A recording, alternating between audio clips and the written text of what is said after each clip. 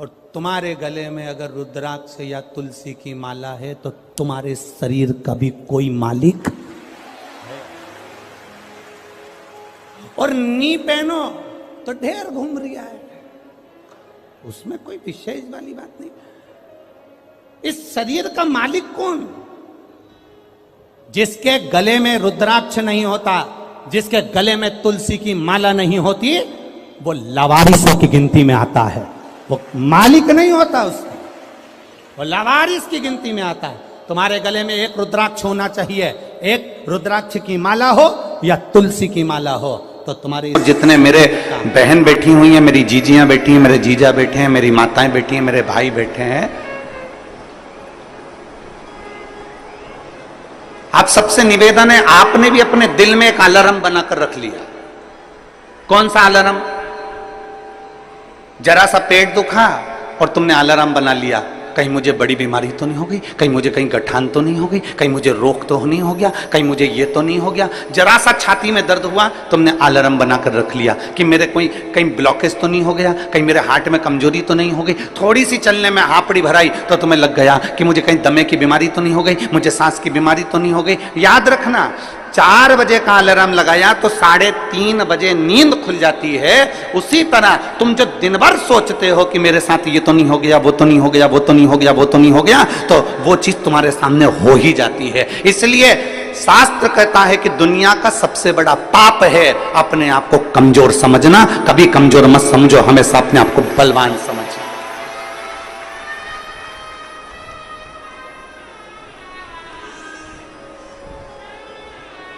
पेट दुखा, तुरंत तुमने सोच लिया कि कोई मेरे पेट में तकलीफ हो गई। छाती दुखी, मेरे को तकलीफ हो गई। सिर दुखा, मेरे को तकलीफ हो गई। आंखों में प्रॉब्लम हो गई। हो सकता है प्रकृति है, चलता रहता है, कभी अच्छा आता है, कभी बुरा आता है। कोई जरूरी नहीं है कि सारे रोग तुमको ही हो जाएंगे, सारी बीमारी तुमको ही हो जाएगी। पर तुमने सोच लिया, जांच कराने जा रही हो ना, तो सबसे पहले सोच के जा रही हो, मुझे ऐसा लग रहा है कि कहीं बड़ी बीमारी के चांस ना हो जाए। मतलब तुमने वो घड़ी भर ली है, तुमने वो अलार्म भर लिया।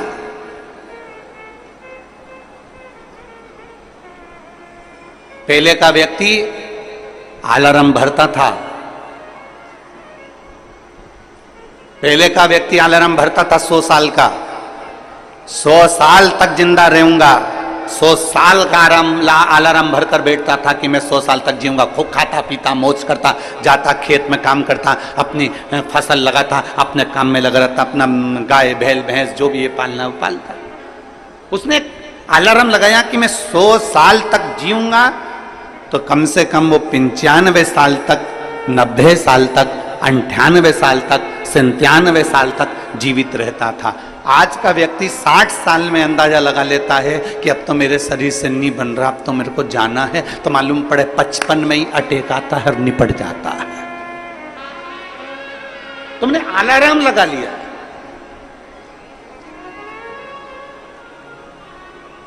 दुनिया का सबसे बड़ा पाप है अपने आप को कमजोर समझे। क्यों कमजोर समझे हम?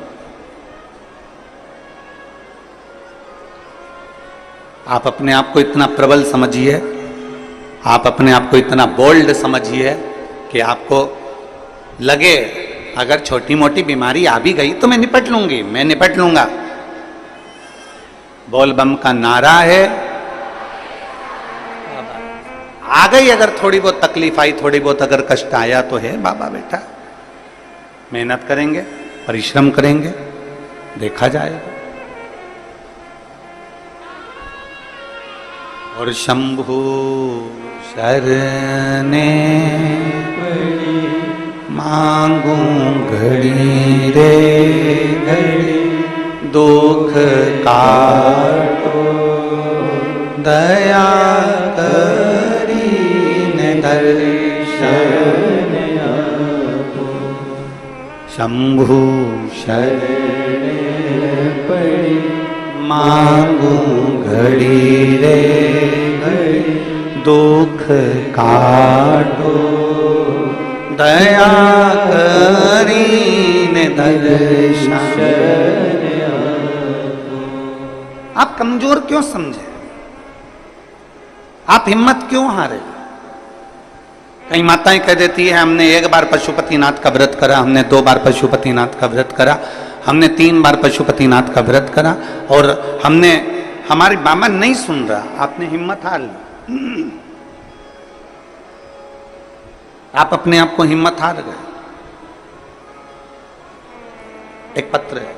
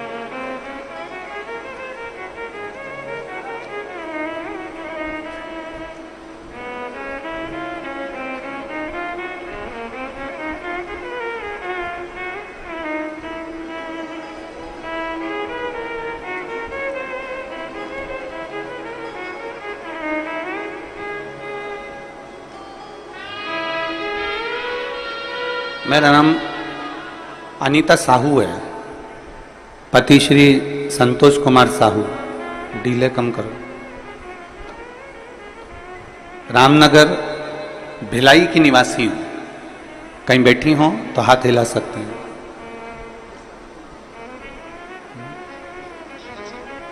अच्छा, जहां भी बैठे हो हाथ हिला दो और आ जाओ, एक बेलपत्र ले जाना, आ जाइए। मेरा नाम अनीता साहू है, पति श्री संतोष कुमार साहू है, रामनगर भिलाई। मोबाइल नंबर मेरा ये है। एक लोटे जल का मैं क्या वर्णन करूं। 2023 मई में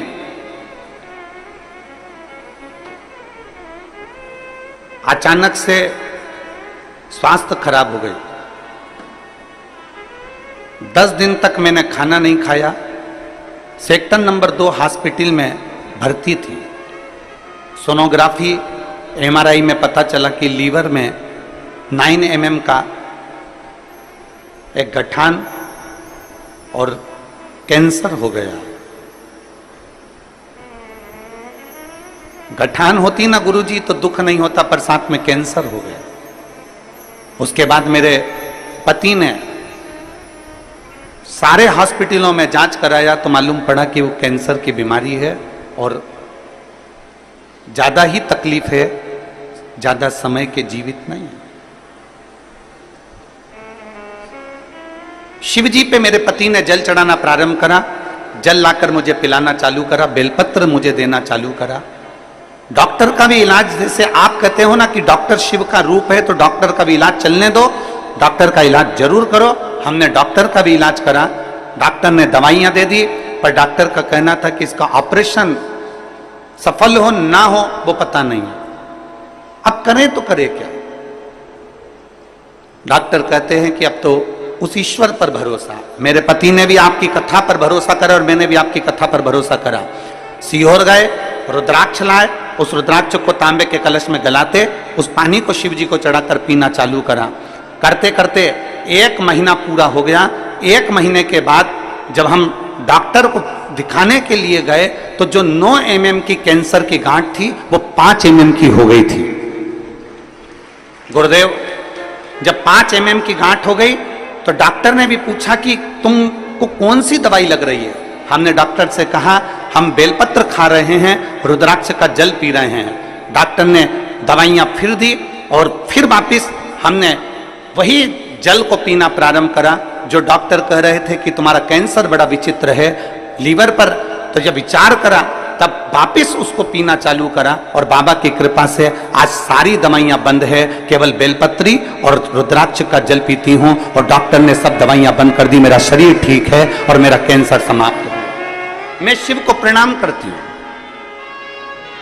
लाइन अच्छी लिखी आप और हम सब गुनगुनाते हैं। शंभु शरणे मांगू घड़ी रे दुख का दया करी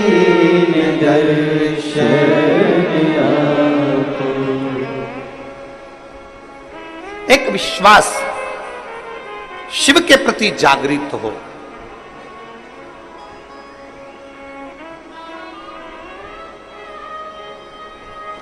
हम तो कहते हैं जैसे ये कथा बोलबम सेवा एवं कल्याण समिति करा रही है, दया सिंह जी इस कथा को आयोजित किए हैं।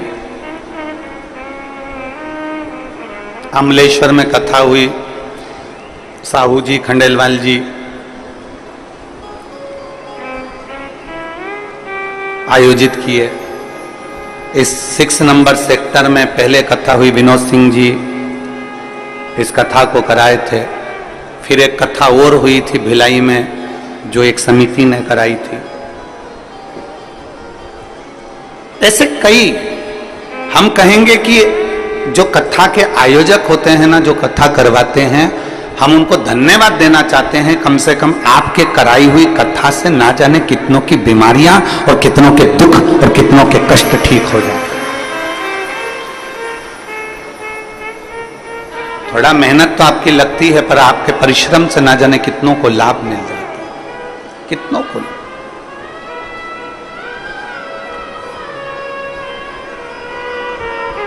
शिव तत्व की प्राप्ति है। शिव महापुराण की कथा, भगवान ओगड़दानी की कथा, भगवान शंकर की कथा। हिम्मत ना हारे। इस बहन ने एक बात लिखी कि मेरे पति और मैं शिव पर से भरोसा समाप्त नहीं करेगा तो वही करेगा। शिव पर से हमने भरोसा समाप्त नहीं करेगा तो वही करेगा तो ओगड़दानी ही करेगा तो मेरा देव अधिदेव महादेव ही करेगा। हमारा विश्वास, हमारा भरोसा हमने प्रबल रखा।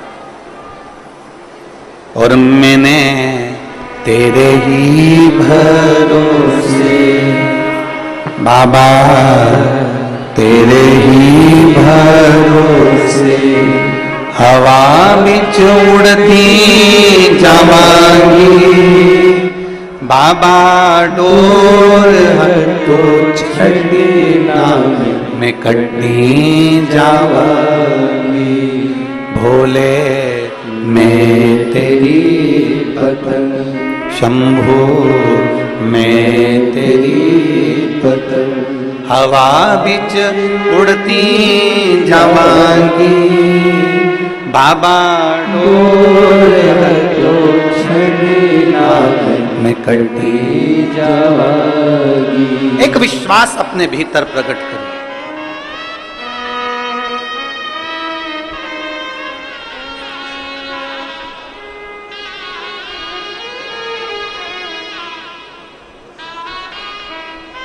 बेटा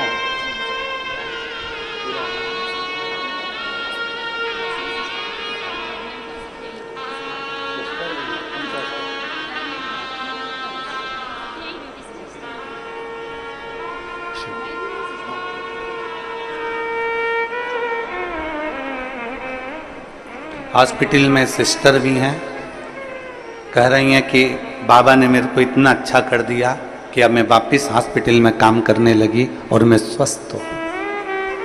यह शिव तत्व है। पर्ची ला तो कौन अतिथि आए उनका लिख के ला दीजिए। ये शिव तत्व है, ये ओघड़ी है, ये शंभु है, त्रिकालदर्शी है। हमारे भीतर एक विश्वास को हमें पैदा करना है, हमारे भीतर एक भरोसे को हमें दृढ़ करना है। एक विश्वास को दृढ़ करना। फिर निवेदन है, दुनिया का सबसे बड़ा पाप है अपने आप को कमजोर समझना।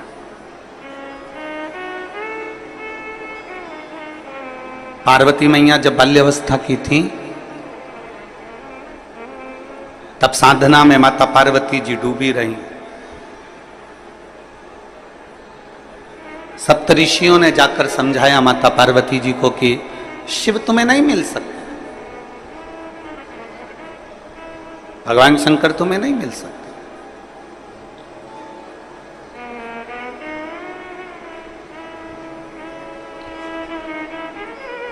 बहुत परीक्षा ली गई माता पार्वती जी की, बहुत। और पार्वती जी की बारंबार परीक्षा ली गई, बार बार परीक्षा ली गई, बार बार परीक्षा ली गई, पर माता पार्वती जी हिम्मत नहीं आ रही। पार्वती जी खुद को कमजोर नहीं समझी। उनको मालूम था कि अगर मैं शंकर को जप रही हूं, मैं शिव को भज रही हूं, मैं भगवान शंकर का गुणगान कर रही हूं, मैं शिव तत्व को जान रही हूं, तो ये पार्वती जी के मन में एक भाव उत्पन्न हो गया था कि मुझे शिव मिलेंगे जरूर, मुझे ओगरदानी मिलेगा, मुझे मेरा महादेव मिलेगा।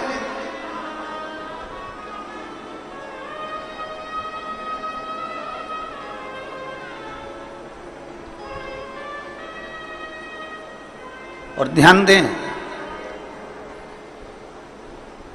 शिव को पाने की ललकता आपके भीतर होना चाहिए।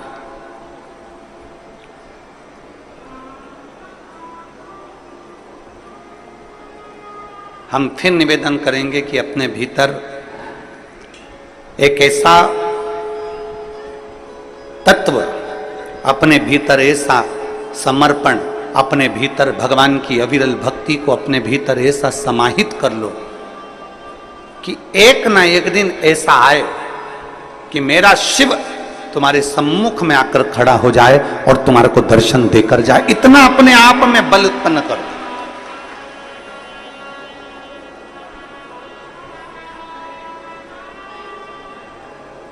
और हो सकता है, हम आपसे पूछें, अभी चीटा देखा है? चीटा बोलते हैं कि मकोड़ा बोलते हैं?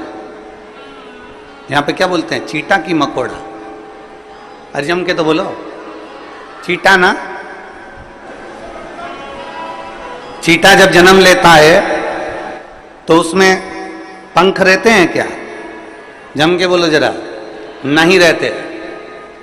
चीटा जब जन्म लेता है तो उसमें पंख नहीं रहते, पर चीटा अपने कर्म में लगा रहता है, अपने कार्य में लगा रहता है, और कर्म करता रहता है, कार्य करता रहता है, करता रहता है, करता रहता है, करता रहता है, करता रहता है। धीरे धीरे धीरे धीरे चीटे में पंख आ जाते हैं। देखे आप लोगों ने चीटे में पंख? चीटा जन्म लेता है जब उसमें पंख नहीं होते हैं, चीटे में पंख नहीं रहते हैं, पर चीटा अपना कर्म करता रहता है, कर्म करता रहता है, तो चीटे में पंख आ जाते हैं, चीटे में पंख उत्पन्न हो जाते हैं और वो चीटा भी उड़ने लगता है।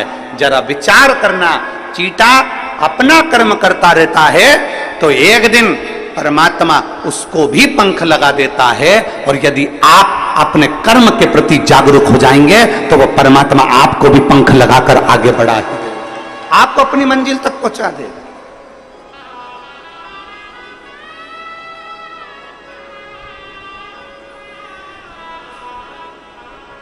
चीटे में पंख नहीं होते, पर धीरे धीरे वो कर्म करता गया, कर्म करता गया, करता गया, और उसमें पंख लग गए। कर्म करता गया और उसमें पंख आ गए, वो उड़ने लगा, वो आगे बढ़ने लगा। आप अपना कर्म करिए,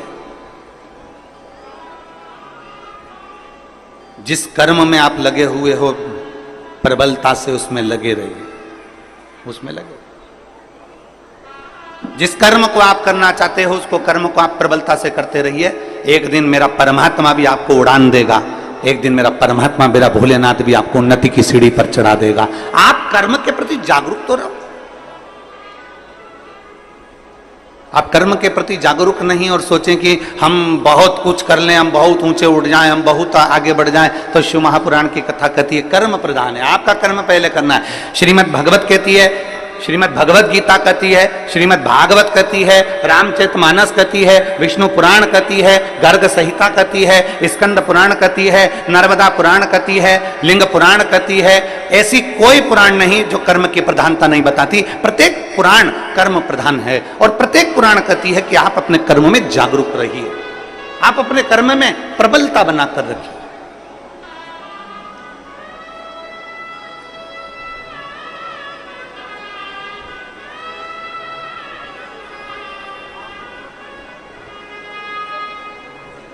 हमारे बीच में माननीय पवन साय जी, भाजपा प्रदेश संगठन मंत्री छत्तीसगढ़ शासन से, एवं माननीय नंदन जैन जी, भाजपा प्रदेश कोषाध्यक्ष छत्तीसगढ़ शासन से आए हैं। आप दोनों पधारे व्यासपीठ का पूजन करने के लिए, पधारिए।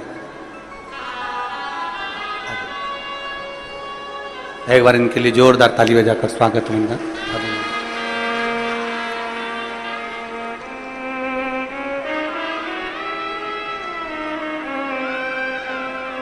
एक चींटे में भी पंख खा सकते हैं, बस उसमें कर्म की लगनता होना चाहिए।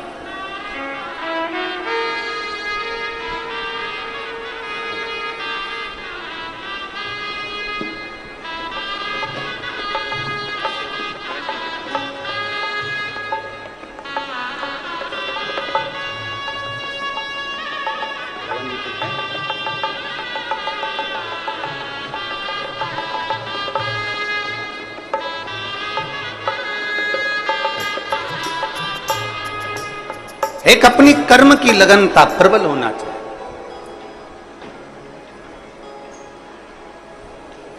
और जब हमारे कर्म की लगनता प्रबल होगी तो हम अग्रण्यता की ओर बढ़ेंगे। पर हम अपना कर्म पूरा नहीं कर पाते। हम उसको सोच लेते हैं मेरे बस का नहीं है, मैं नहीं कर सकता, मेरे बस में नहीं है, मैं ऐसा नहीं कर पाऊंगा, ये मेरे बस का नहीं है। नहीं, शिव कथा कहती है दुनिया का सबसे बड़ा पाप है अपने आप को कमजोर समझना।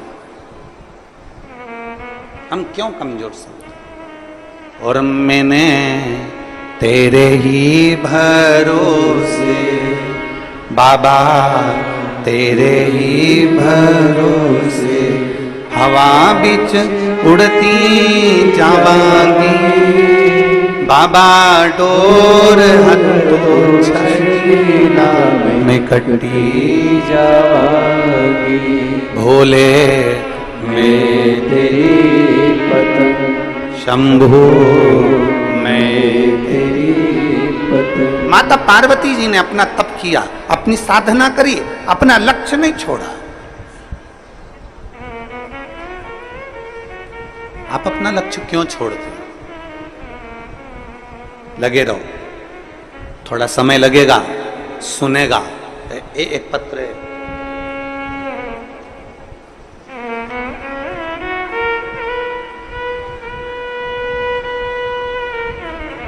मैं राजकुमारी यादव, पति श्री शांतिलाल यादव, पोरिया कला, पुरानी बस्ती, वार्ड नंबर 54, दुर्ग की निवासी हूं। आप ही हैं? श्री शिवाय नमस्तुभ्यं। एक लोटे जल का मैं क्या वर्णन करूं? आ जाओ, बेलपत्र लेकर चले गए।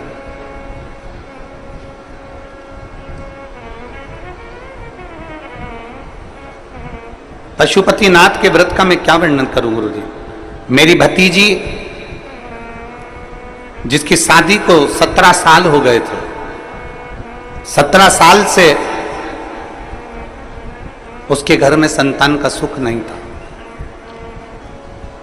ऐसी कोई जगह नहीं जहां हम हमारी भतीजी को लेकर नहीं गए, और 17 साल उसको हमने हर जगह हर डॉक्टर को दिखाया, टेस्ट बेबी भी करवाया, पर संतान का सुख नहीं आया। हमने हमारी भतीजी को पशुपतिनाथ का व्रत का वर्णन किया और उसको सफेद आंकड़े की जड़ का वर्णन किया। मेरी भतीजी ने 3 बार पशुपति व्रत करे पर संतान का सुख नहीं आया। चौथी बार पशुपति व्रत करे पर संतान का सुख नहीं आया। तब मेरी भतीजी ने सोच लिया कि अब मैं पशुपति व्रत भी नहीं करूंगी, अब मैं शिव को नहीं मानूंगी। तब उसके पति स्वयं कहे कि तू एक बार और कर, वो सियोर वाला महाराज कहता हिम्मत मत हारना, बाबा देगा जरूर। 5वीं बार पशुपति व्रत करा और बाबा की कृपा ऐसी हुई कि बाबा की कृपा से 15/7/2024 को मेरी भतीजी के यहाँ 17 साल के बाद संतान की प्राप्ति, जिसका फोटो में लगा रही हूं। फोटो को आप लोग LED पर देख सकते हैं। 17 साल बाद मेरे भतीजी के यहां संतान की प्राप्ति। अर्थात वही कथा जो अभी चल रही है कि दुनिया का सबसे बड़ा पाप अगर कुछ है तो अपने आप को कमजोर समझ। हम हिम्मत क्यों हारे?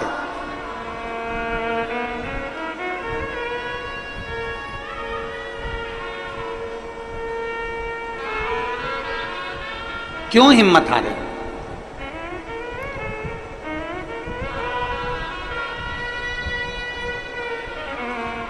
आप लोग पशुपतिनाथ का व्रत करते हो? कौन कौन ने करा? जरा हाथ उठाओ तो। आ जाइए, आ जाइए, आ जाओ, आ जाओ, जल्दी आओ, जल्दी आओ, जल्दी आ जाओ।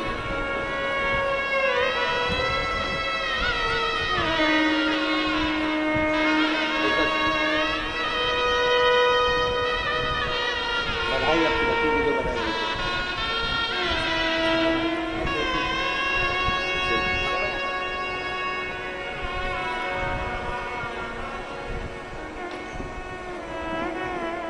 कितने लोगों ने पशुपति व्रत किया? बहुत बढ़िया, रख लो, रख लो।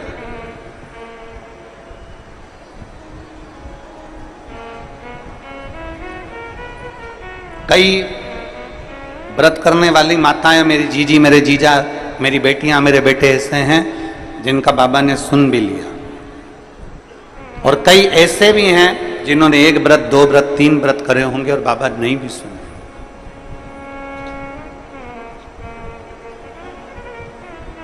पर निवेदन है, थोड़ा रुकना।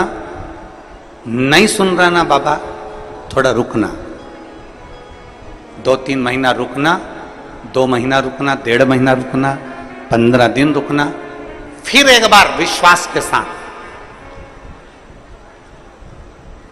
फिर एक भरोसे के साथ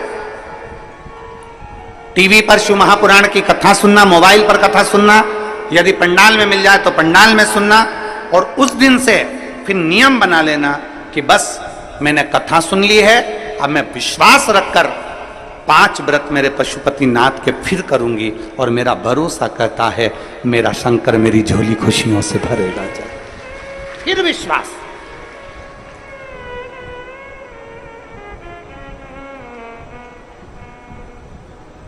कल हम जब मिल रहे थे, दया सिंह जी कल जब सबसे मिला रहे थे, तो वहां पर एक पत्र एक बेटी ने दिया, एक पत्र। उस पत्र को तो हम यहां लेकर नहीं आए, कक्ष में होगा। उस पत्र में एक बेटी ने लिखा कि हम जिस गांव में रहते हैं,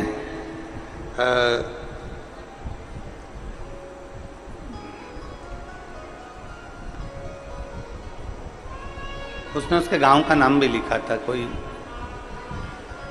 हम उस गांव में जहां हम रहते हैं वहां पर जितने भी हमारे साथ वाले हैं, जितने भी हमारे साथ में मंदिर जाया करते थे, देवालय, पूर्व की बात बता रहे हैं गुरुजी, जब जाया करते थे तो धीरे धीरे धीरे धीरे उन्होंने मंदिर जाना बंद कर दिया और दूसरी जगह जाना चालू कर। अब मंदिर जाने वाले कम हो गए थे और दूसरी जगह जाने वाले, रविवार को जाने वाले ज्यादा हो गए थे। हम केवल 6 लेडीज ऐसी थीं जो हमारे गांव में हम भगवान को भजते थे, भगवान को मानते थे, पर हम शिव को भी नहीं जानते थे। हम तो केवल भगवान को मानते थे कि भगवान को मानना। हमारे गांव की बात बता रहे हैं गुरु जी। बाकी के सब यहां वहां जाने लगे और धीरे धीरे धीरे धीरे उन्होंने मंदिर जाना छोड़ दिया। और ऐसा नहीं गुरुजी कि कोई साधारण लोग हों और वो मंदिर छोड़ दिए हों। बहुत बड़े बड़े लोग मंदिर को छोड़कर दूसरी जगह जाने लगे। गुरुदेव, आपकी कथा सुनने के बाद में हमारे पास में पत्थर का शिवलिंग नहीं था, हमारे पास में पाषाण का शिवलिंग नहीं था, हमने कंक्रीट, सीमेंट, गिट्टी का एक शिवलिंग बनाकर तैयार करा और उसी की हमने जलाधारी बनाकर तैयार करी और उसको हमने एक वृक्ष के नीचे रख दिया और हम रोज शिव जी के मंदिर जाना, शंकर को जल चढ़ाना चालू कर दिया। हमारे उस मंदिर में नंदी नहीं है, उसने उसका फोटो भी लगाया।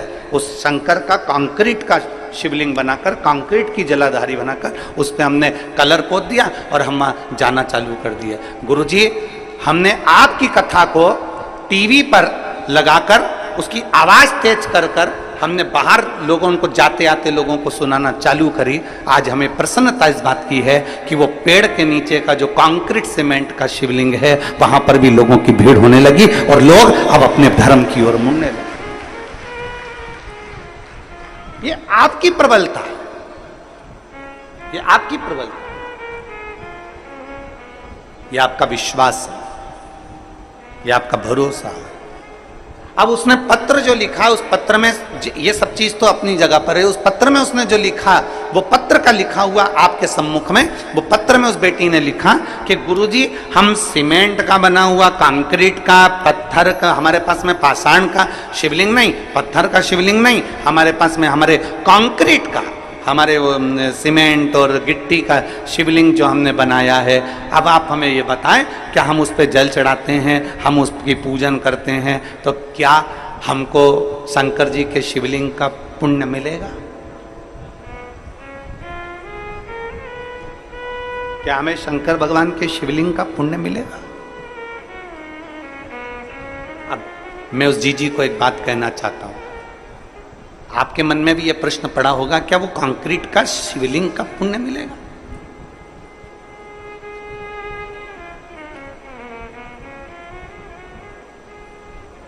पहले तो मैं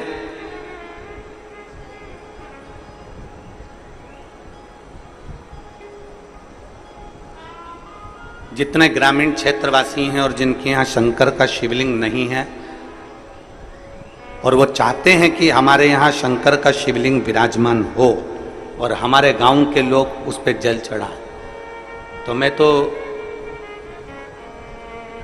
ये जितनी समितियां यहाँ पहले कथा करवा चुकी हैं, चाहे वो दया सिंह जी हैं, आपको भी कहूँगा, और पीछे के जितनी समितियां पूर्व की भी हुई हैं और आसपास अमलेश्वर और हमारे क्षेत्र में जहाँ जहाँ हमने कथा करी है, एक ऐसा छत्तीसगढ़ में एक ऐसा स्थान नियुक्त किया जाए कि अगर किसी ग्रामीण में भी अगर शिवलिंग की जरूरत हो तो ओमकारेश्वर से या ममलेश्वर से या नर्मदा के तट से एक कंकर का भले छोटा सा शिवलिंग लाकर दिया जाए, जिससे वो गांव में पूजन होने लगे और उस गांव की आनंद।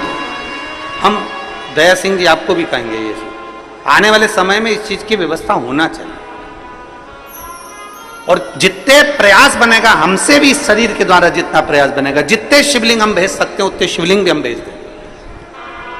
बहुत प्रयास करेंगे जिससे गांव गांव में आज लोग जो धर्मांतरण हो रहा है, गांव गांव में लोग इधर उधर भटक रहे हैं और इधर उधर जा रहे हैं, वो सब बचकर भगवान शंकर की शरण में जाना प्रारंभ करें। ऐसा प्रयास किया, साधुता, बहुत बहुत। अब प्रश्न यहां अड़ गया कि वो सीमेंट का, वो कंक्रीट का शिवलिंग पर हम जल चढ़ाएंगे, वो कंक्रीट के शिवलिंग पर हम जल चढ़ाते हैं, वो कंक्रीट के, उस सीमेंट के शिवलिंग पर हम जल चढ़ाते हैं, तो क्या हमें वो पुण्य मिल सकता है? तो मेरा उस जीजी से निवेदन है, एक बहुत सुंदर कथा हमारी शिव महापुराण में आती है, एक बहुत सुंदर कथा हमारे यहाँ हमें सुनने को मिलती है, आप उस कथा का स्मरण करिएगा। भानु नाम का एक छोटा सा बच्चा था, बहुत छोटा सा बच्चा, भानु नाम था, पिता थे नहीं, मां अकेली, पिता नहीं है, अकेली मां है और वैधव्य मां अकेली। भानु का पालन पोषण कर रही है, खूब अच्छे से उसको रख रही है, खूब अच्छे से उसको खिला रही पिला रही, जितना बन सकता है उससे सेवा करती। सुंदर दृष्टांत है। वो बेटी अगर यहां बैठकर कथा सुन रही हो या टीवी पर कथा सुन रही हो कि कंक्रीट के शिवलिंग को हमने बना दिया और पूरा गांव वहां जाना चालू कर दिया, तो क्या उसका पुण्य मिलेगा कि नहीं मिलेगा? हमको हमारे खाते में पुण्य जाएगा कि नहीं जाएगा? वो बात मूल है।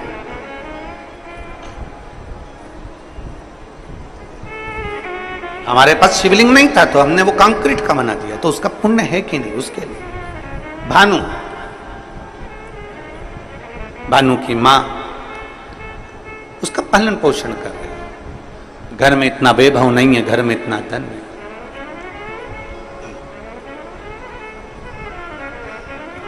एक बात आज फिर कहते हैं, तुम्हारे घर में धन की कमी होगी ना, चल जाएगी। धन की कमी होगी तो बच्चा बचपन में रोएगा, धन की कमी होगी तो बच्चा खिलौने के लिए रोएगा, धन की कमी होगी तो बच्चा कपड़े के लिए रोएगा, धन की कमी होगी तो बच्चा गाड़ी के लिए रोएगा। अगर तुम्हारे घर में धन की कमी है ना, चलेगा, पर तुम्हारे घर में संस्कारों की कमी नहीं होना चाहिए, नहीं तो जिंदगी भर रोना पड़ेगा।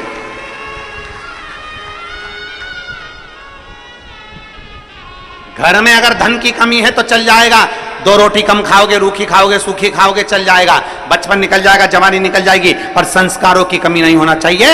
अगर हमारा संस्कार समाप्त हो गया तो हमें जिंदगी भर रोना पड़ सकता है, जिंदगी भर, जिंदगी भर चलेगा। धन की कमी चलेगी, पर संस्कारों की कमी ना हो। संस्कार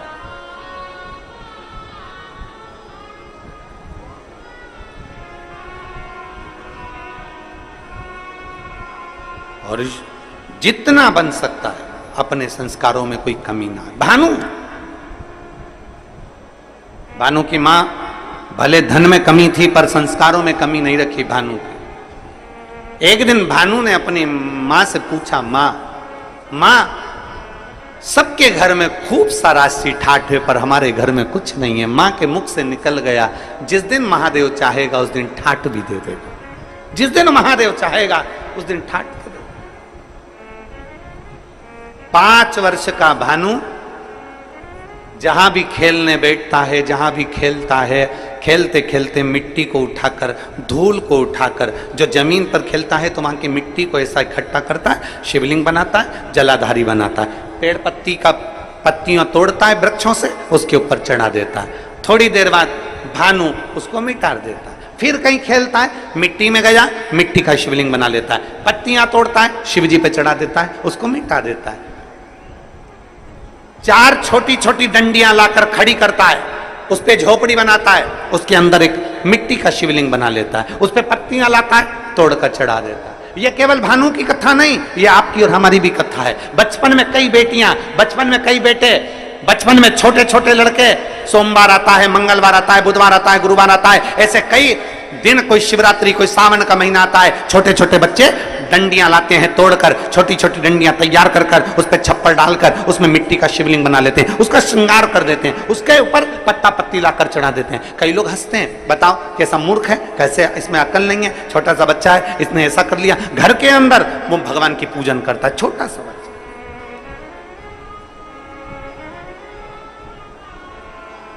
और मेरा विश्वास कहता है, यहाँ छत्तीसगढ़ की जितनी मेरी जीजियाँ बैठी हैं, जितने मेरे जीजा बैठे हैं, जितने मेरे बेटा बेटी बैठे हैं, इन्होंने भी बचपन में जरूर मिट्टी उठाई होगी, उसको ऐसा करा होगा, आटे की लोई उठाई होगी, लोई को उठा के ऐसा ऐसा करके शिवलिंग बना लिया होगा, आटे की लोई का।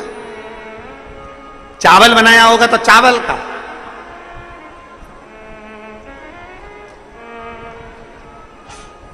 बोलो बोलो, सही है कि गलत है? बचपन में खेलते समय मिट्टी का, धूल का, पत्थर का, आटे का, जो मिल जाता था उसका हम शिवलिंग कई बार बना लेते थे। कितना सुंदर कहा इस दृष्टांत के अंदर कि भानु मिट्टी का शिवलिंग बनाता, मिटा देता, जो मिल जाता उसको, धूल मिल जाती धूल का बनाता, मिटा देता।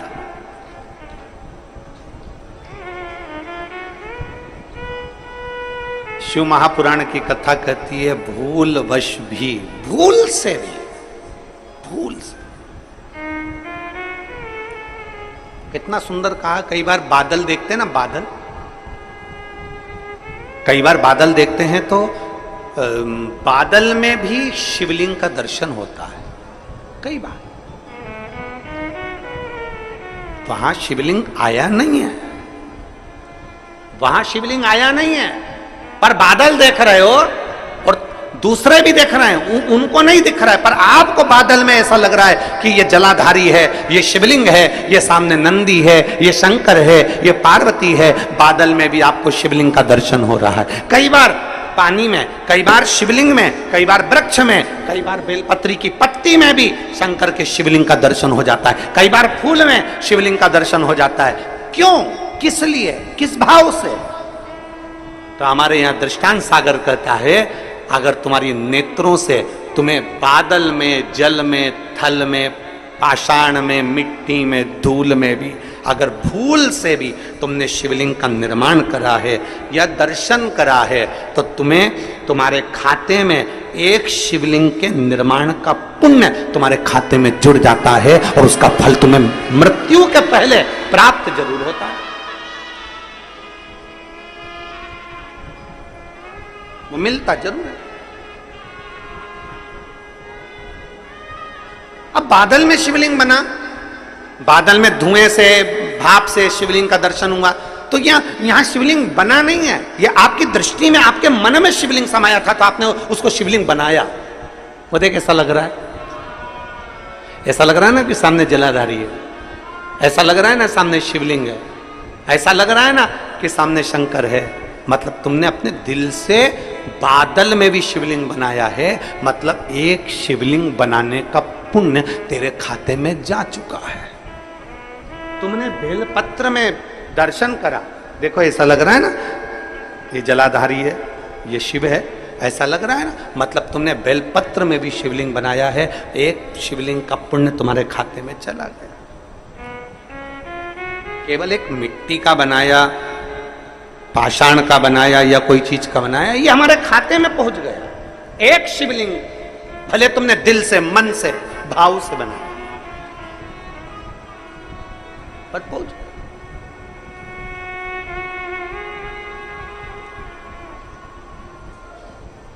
निर्माण अपने दिल से किया गया। महाराज कितना सुंदर कहा किसी ने कि आर्थिक स्थिति ठीक हो ना हो, आर्थिक स्थिति ठीक हो ना हो चलेगा, पर मानसिक स्थिति ठीक होना चाहिए तो जिंदगी सार्थक हो सकती। आर्थिक स्थिति ठीक हो ना हो चलेगा, पर मानसिक स्थिति ठीक होना चाहिए।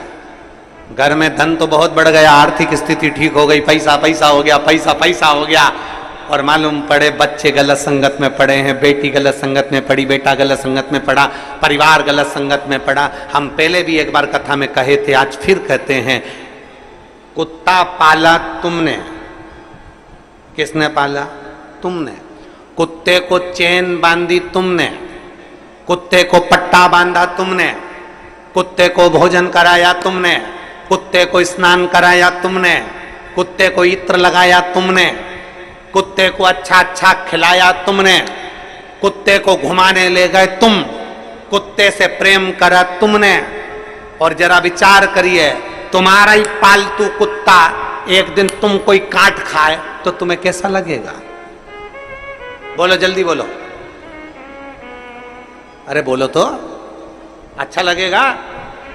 तुम्हारा ही पालतू कुत्ता तुम्हें काट खाए, अच्छा नहीं लगता। उसी तरह धन कमाया तुमने, पैसा कमाया तुमने, दिन रात एक करा तुमने, पैसे के लिए पूरी जिंदगी दौड़े तुम, कमा कमा के लाए तुम, और वही पैसा घर में आया और तुम्हारा बेटा मदिरा पान में, तुम्हारा पति मदिरा पान में, जुए में, वेश्यावृत्ति में, गलत काम में अगर लग गया तो जरा विचार करो कि तुम्हारा कुत्ता ही पालतू तुमको काट गया। तुम्हारा पालतू कुत्ता तुम्हें काट गया, जरा विचार करिए तुम्हारे कमाए धन को अगर तुम वेश्यावृत्ति में लगा रहे हो, तुम्हारे कमाए धन को तुम जुए में लगा रहे हो, तुम्हारे कमाए धन को तुम मदिरा में लगा रहे हो, तुम्हारे कमाए धन को तुम गलत जगह पर लगा रहे हो, तो समझ लेना कि तुम्हारा पालतू कुत्ता तुम्हें काट रहा है। तुम्हारा कुत्ता तुम्हें काटे ये अच्छी बात नहीं है।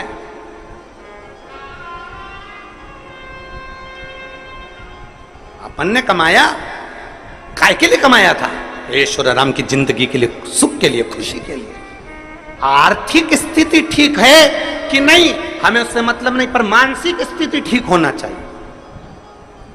घर में धन बहुत है, खूब पैसा है, एक भाई उधर एक भाई इधर, घर में खूब पैसा है, जेठानी एक दूसरे से बात ही नहीं कर रही, देवरानी बोली नहीं रही, ननंद आती तो मुंह फूला रहता, नंदोई आते तो आंस लेकर आते कि कहीं मिल जाएगा। आर्थिक स्थिति तो ठीक है पर मानसिक स्थिति ठीक नहीं है। सास दिन भर अपने काम में लगी है, मां अपने मोबाइल में लगी है, बाप कमाने में लगा है, ताऊ चाचा अपने काम में लगे हैं, ताई चाची अपने काम में लगी है, बुआ फूफा अपने काम में लगे हैं, छोटा सा बच्चा दिन भर घर में इधर उधर घूमता फिर रहा है, और घर के लोग आस लगा के बैठे हैं कि बुढ़ापे में हमारी औलाद हमको पानी देगी, बुढ़ापे में हमारी औलाद हमसे प्रेम करेगी, बुढ़ापे में हमारी औलाद हमको चाहेगी। बचपन में तुम अपना मोबाइल नहीं छोड़ रहे, सास अपना काम नहीं छोड़ रही, चाचा चाची अपना काम नहीं छोड़ रहे। जब तुम बच्चे को बचपन में प्रेम नहीं दे पा रहे तो बुढ़ापे में बच्चा तुमको भी प्रेम नहीं दे सकता, ये निश्चित है।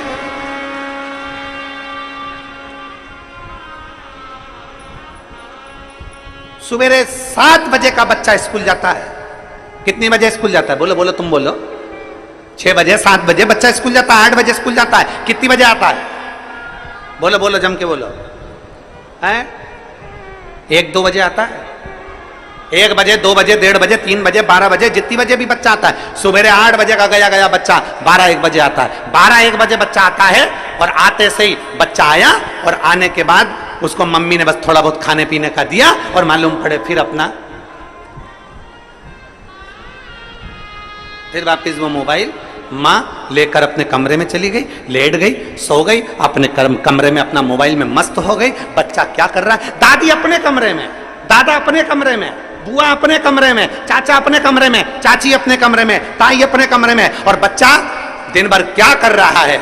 अभी आया वो स्कूल से, थोड़ा माँ का फर्ज बनता है, थोड़ा दादी का फर्ज बनता है, थोड़ा चाची का फर्ज बनता है, थोड़ा ताई का फर्ज बनता है, थोड़ा बुआ का फर्ज बनता है कि घर के पुरुष अगर कमाने के लिए गए हैं तो घर की स्त्री उनके पास बैठकर उनकी शिक्षा का अध्ययन पूछे, क्या पढ़ा, कैसा रहा, स्कूल में किसी ने कुछ कहा तो नहीं, कोई मारा ठोकी तो नहीं, कोई गलत काम तो नहीं, कोई गलत विचार तो नहीं। बच्चा जब गलत कर आता है तब चिल्लाते हो, पर जब जरूरत है बच्चे को कि क्या कर रहा है क्या नहीं कर रहा, आपका मोबाइल एक तरफ पटक कर थोड़ी देर बच्चों को प्रेम देने का प्रयास करो, आपका घर एक तरफ रखकर बच्चों को थोड़ा स्नेह देने का प्रयास करो। जब वो बच्चा 3-4 बजती है, कोचिंग चले जाता है, ट्यूशन चले जाता है, शाम को आता है, सोने का समय हो जाता है, आपको समय देते कहाँ बच्चों को? आप अगर अपने बच्चे को प्रेम से आधा घंटा भी दोगे तो ये निश्चित है तुम्हारे बुढ़ापे की घड़ी में बच्चा भी तुमको 1 घंटा देगा।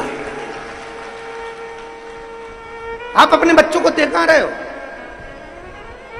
आप अपने बच्चे को प्रेम कहां दे पा रहे हो? और आस लगा के बैठे हो मेरी बहू आएगी, गरम रोटी खिलाएगी। अरे ओ भिलाई वाली, आज की बहू आएगी, पति को होटल ले जाएगी, खुद खाएगी और तेरे को ठेंगा दिखाएगी। आस मत रखिए।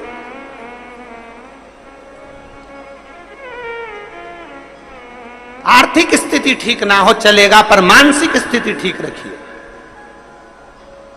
धन नहीं है ना तो भी संतुष्ट रहो, और धन है तो भी संतुष्ट रहो। धन है तो भी खुश, नहीं है तो भी खुश। हम जिस दिन से पहले दिन से यहाँ आए हैं भिलाई में कथा करने के लिए, दया सिंह जी जिस समय हमको एयरपोर्ट लेने के लिए गए, एयरपोर्ट से जब हमको लेके आ रहे थे, उस समय से लेकर आज तक इनके मुख पे एक ही चीज रटी हुई है, गुरु जी हर साल कथा करने आओ, हम हर साल व्यवस्था करें। ऐसा एक दिन नहीं गया है कि इन्होंने, इस व्यक्ति ने एक बार भी अगर छोड़ दिया हो, ऐसा कोई दिन नहीं गया, रोज एक ही बार, गुरु जी सावन का महीना या कोई भी महीना आप दे दिया करो, साल में एक बार हमारे भिलाई वासियों को शिव महापुराण की कथा सुनने को मिल जाए, बस इसी प्रयास साधुता आया, ऐसा प्रयास।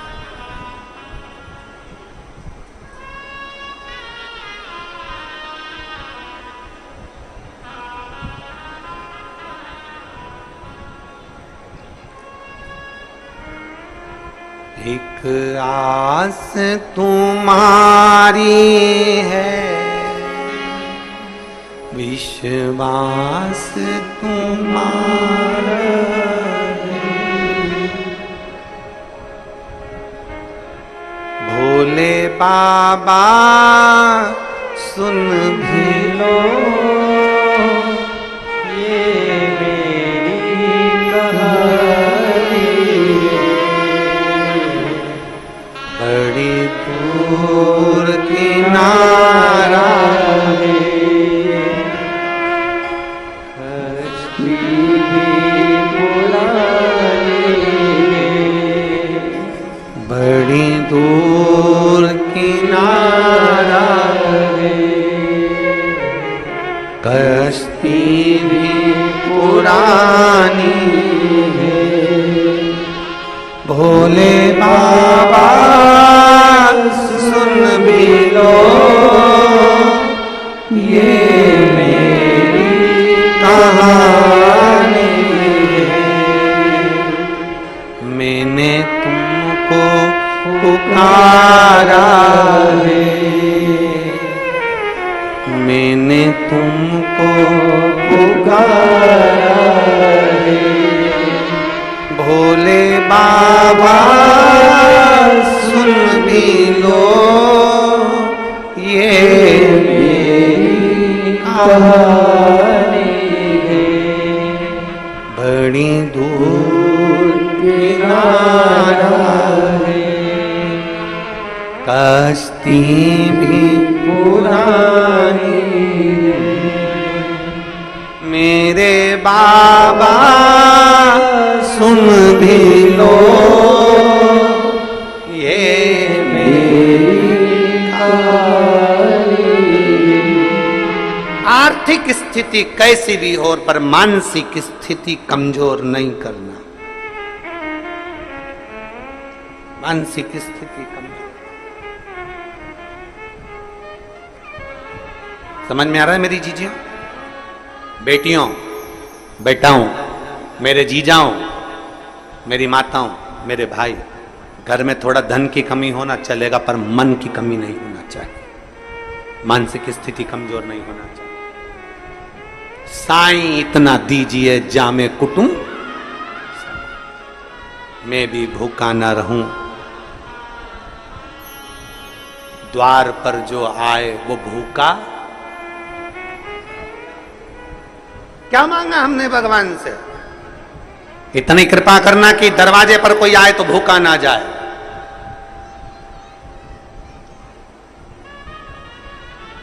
इतनी कृपा करना कि द्वार पर कोई आए तो खाली ना जाए।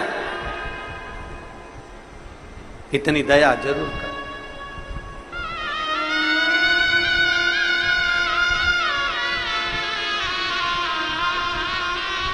हमारे बीच में श्री तोषेंद्र साईं जी माननीय मुख्यमंत्री, जिस नारी के बच्चादानी के अंदर अगर गर्भ में गांठ हो गई है या बच्चादानी के अंतर्गत कोई भी परेशानी उसके जीवन में आ गई है कि डॉक्टर बोल रहा है कि आपकी ये ऑपरेशन कराना ही पड़ेगा, तो हम इस निवेदन को जरूर करना चाहेंगे कि प्रयास करिएगा। देसी गाय जब गोबर करे, पोटा करे और वो सूख जाए, वो सूखा हुआ जो गोबर का पोटा रहे सूखा हुआ, उसको जलाकर उसकी भस्म तैयार कर कर देवादिदेव महादेव को समर्पित कर कर उसको उठाकर डिब्बी में रख लीजिए। एक डब्बी में उसको रख लो और उस भस्म को सोमवार के दिन से लेकर 7 दिन तक लगातार थोड़ा थोड़ा सा उस भस्म को अपने उदर पर त्रिपुंड का भाव, उस भस्म से त्रिपुंड का भाव कि मेरा महादेव मेरे गर्भ की रक्षा करेगा, त्रिपुंड का भाव, और उसी भस्म को मुख में थोड़ा सा लेकर देवादिदेव महादेव के चढ़े हुए जल का आचमन करिए। जो गर्भाशय में जो भी तकलीफ होगी मेरा देवादिदेव महादेव उसको अच्छा कर देगा। गर्भस्थ तकलीफ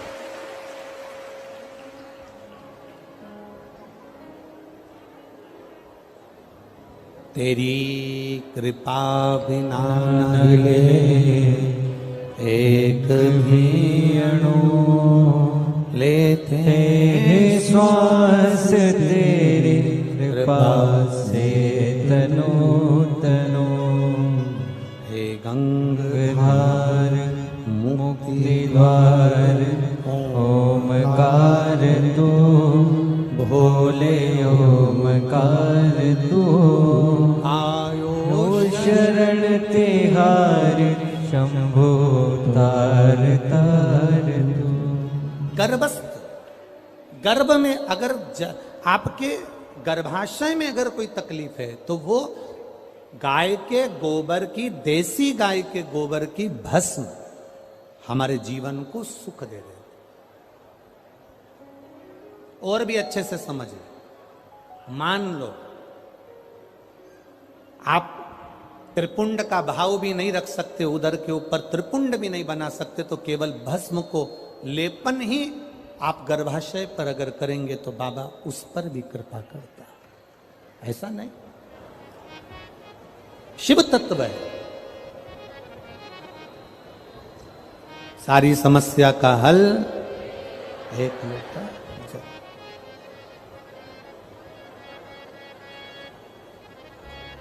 ये मानव की जो देह है ना, ये बड़ी विचित्र देह है।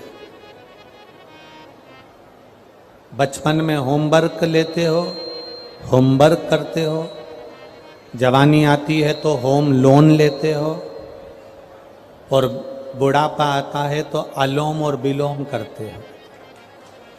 ये एक अवस्था है हमारी, ये हमारा जीवन की एक श्रृंखला है कि हमें करना है, हम करते हैं। शिव तत्व कह रहा है, भगवान शंकर का पावन चरित्र कह रहा है। एकांबरेश्वर महादेव कांचीपुरम में डॉक्टर ने मना कर दिया, तुम मां नहीं बन सकते। गोदी संतान ले लो किसी की, उसकी परवरिश करो, तुम कभी मां नहीं बन सकते। मेरा विश्वास टूट गया, अंदर से कचोट गया। 1 साल, 2 साल, 4 साल, 5 साल, 6 साल, 7 साल ऐसे इंतजार करते सालों निकल गए। तब समाज के कुछ लोग ताना भी दे देते, परिवार के लोग कुछ बोल भी देते कि ये मां नहीं बन सकती। आपकी शिव महापुराण की कथा में 108 चावल के दाने, सफेद आंकड़े की जड़ का प्रयोग करा और बाबा पर पूर्ण भरोसा करा। आप कहते हो कि भरोसा आधा नहीं होना चाहिए, पूर्ण भरोसे के साथ शिव जी को जल चढ़ाना प्रारंभ करा, कंकर शंकर की पूजन करी। बाबा की कृपा से 17 अक्टूबर 2024 को मेरे घर में संतान की प्राप्ति हो। पर तुम यदि शंकर के मंदिर में झाड़ू लगा रहे हो, पोछा लगा रहे हो, सेवा कर रहे हो, 1 लोटा जल समर्पित कर रहे हो, शिव महापुराण की कथा में आए हुए दूर दूर से आए इन शिव भक्तों का मुख झूठा करा रहे हो, किसी भी भाव से तुम उनकी सेवा में लगे हो, समझ लेना 3 महीने के अंदर मेरा बाबा तेरी झोली जरूर करेगा। एक विश्वास, मानो तो मैं गंगा मां हूं, ना मानो तो बहता। आप मानो तो शिव है, ना मानो तो कंकर शंकर, ना मानो तो कंकर।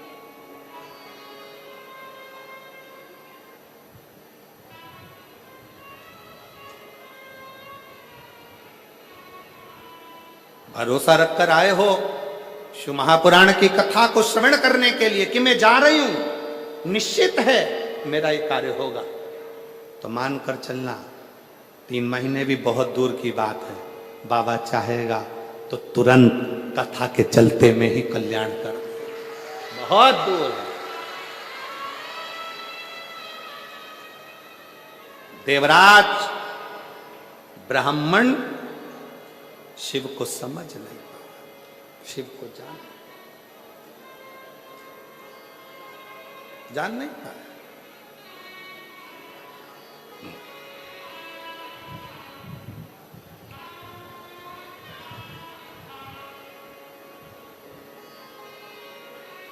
ऐसे कई लोग ताना देते हैं, अपशब्द कहते हैं, आड़ा टेढ़ा बोलते हैं, ताने पर ताना देते हैं, पर घबराना नहीं है।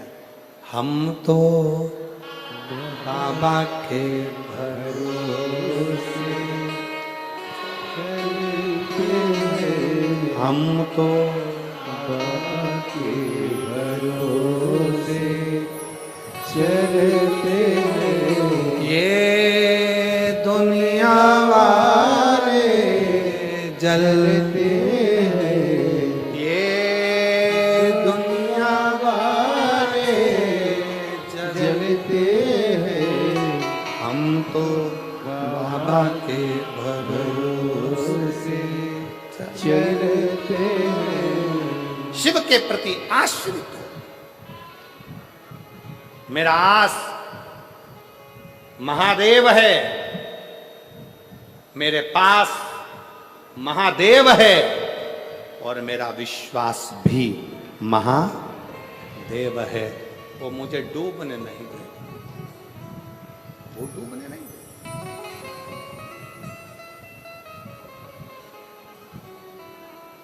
शिव जी ने पार्वती जी को समझाया कि समस्या समाधान केवल एक शिव चर्चा, शंकर की भक्ति।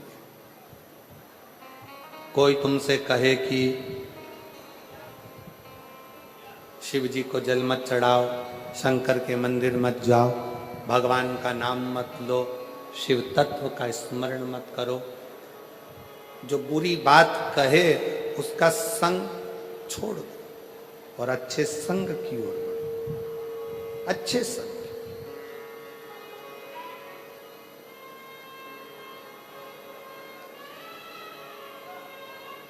कथा के शुरू में कहा था कि संत, साधु, गुरु, तपस्वी, साधक, उपासक जब ये हमारे करीब में रहते हैं तो हम इनको समझ नहीं पाते। जब ये चले जाते हैं तब स्मरण में आता है कि ये कुछ है, तब समझ में आता है।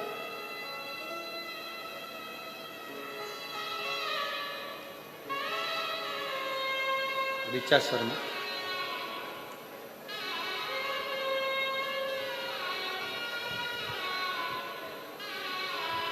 संभव,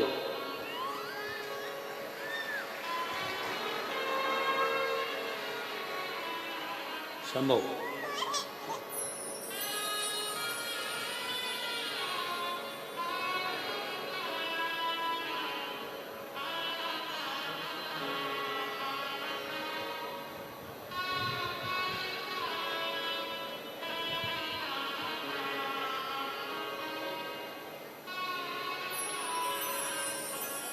ये दुनिया वाले जलते हैं, ये दुनिया वाले जलते हैं, हम तो बाबा के भरोसे चलते हैं, डमरू वाले के भरोसे चलते हैं, काशी वाले के भरोसे चलते हैं, हम तो बाबा के भरोसे चलते हैं। आप उसके आश्रित हो जाओ, आश्रित।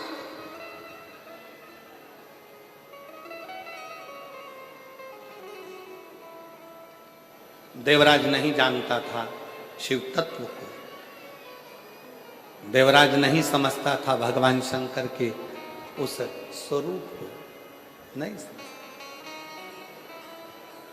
देवराज नहीं जान पाता था भगवान शंकर के प्रतिबिंब को, शिव के स्वरूप।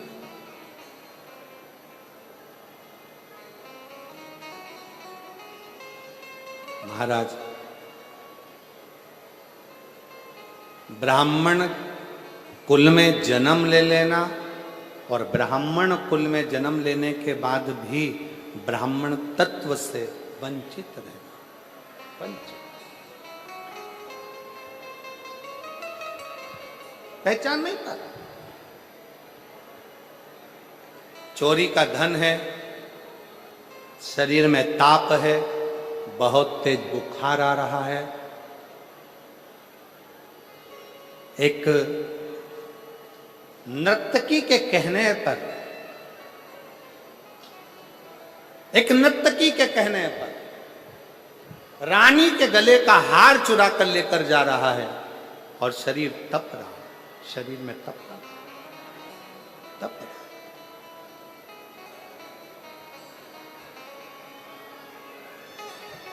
अब सोचा शरीर में इतना तेज बुखार आ रहा है, कहां जाऊं, कहां पहुंचूं?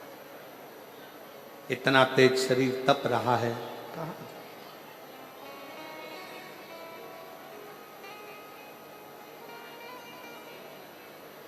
सामने एक टूटा सा शिवालय दिखा, शिव मंदिर टूटा सा, और टूटे से उस शिवालय में प्रवेश कर दिया, टूटे से उस शिवालय में प्रवेश कर दिया। उसको स्मरण नहीं था देवराज नाम के ब्राह्मण की माता रोज शिवालय में जाकर शंकर की आराधना करती है, रोज शिव मंदिर जाती है, रोज अर्चना करती है, रोज भजन पूजन करती है। और देवराज नाम के ब्राह्मण की माता के मरने के बाद ये देवराज ब्राह्मण कुल में जन्म लेने के बाद भी शिव को जान नहीं पाया, जिसके घर की माता के इतने संस्कार थे, उन संस्कारों में घिर नहीं पाया, उन संस्कारों से वंचित रहा, वंचित।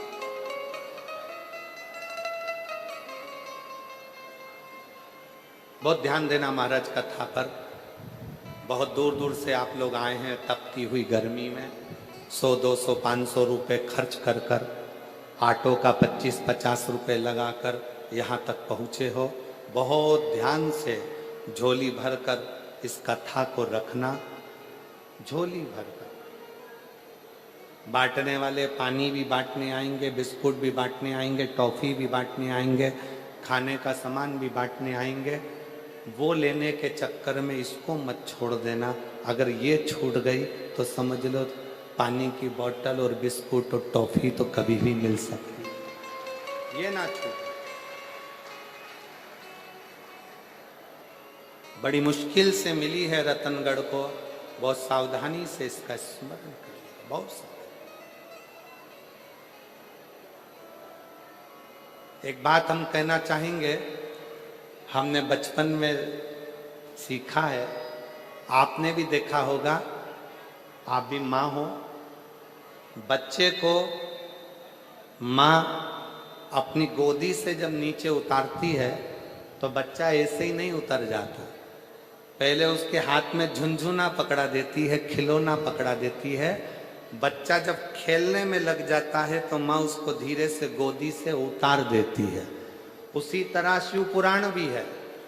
मन कथा में लगाए, बैठे शंकर जी की गोदी में हो, इतने में कोई आकर तुम्हारे हाथ में झुनझुना पकड़ा जाएगा, और तुम्हारे हाथ में जैसी झुनझुना आया तो शंकर भगवान तुम्हें धीरे से कथा में से तुम्हारे मन को हटा देंगे, क्योंकि शिव जी को मालूम है अगर पूरी कथा सुन लेगी तो जो मांगेगी मुझे देना पड़ेगा, इसलिए इसको थोड़ा सा हटाओ, सरका, थोड़ा सा हटाओ। एक बहन बैठी है, जिसके घर में 13 साल तक औलाद नहीं हुई, 13 साल तक। पत्र है उसका, देखो।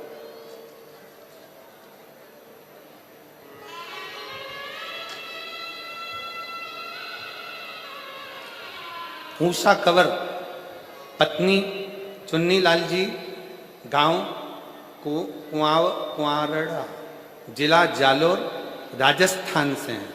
कहीं बैठी हो तो हाथ हिला सकती। गुरुजी, मेरी बेटी के घर में औलाद नहीं थी। 2011 में उसका विवाह हुआ, संतान का सुख नहीं आया, बच्चा नहीं, संतान नहीं। डॉक्टरों को दिखा दिखा कर थक गए। आखिरी में शिव महापुराण की कथा पर विश्वास किया। कहीं बैठी हो और अगर बच्चा आया हो साथ में तो लेकर आ सकती है। शिव महापुराण की कथा पर विश्वास किया। बाबा की कथा, आंकड़े की जड़ का प्रयोग, सालासर जी में बैठकर कथा को श्रवण करना, शिव जी से विनती करना, 1 बार 2 बार। गुरुजी, शिव कथा में चित्त लगाया, जो मांगा मेरे बाबा ने दिया। गुरुदेव, 2 चीजें सालासर जी की कथा में मांगी थी। एक, अपनी बेटी के घर में संतान हो जाए। दूसरी, मेरी बहन के कान में 40 साल से पीप बहता था। 40 साल से मेरी बहन के कानों से रस्सी बहती थी, पीप बहता था, उसमें से मवाद बहता रहता था। डॉक्टरों का इलाज करा कर थक गए थे, पर 40 साल में वो पीप बहना कान से बंद नहीं हुआ। सालासर जी की कथा में बाबा से विनती करी और वहां से आने के बाद बाबा ने ऐसी कृपा करी, वहां की रच को शरीर पर लगाना, बेटी को भी दिया और बहन को भी दिया।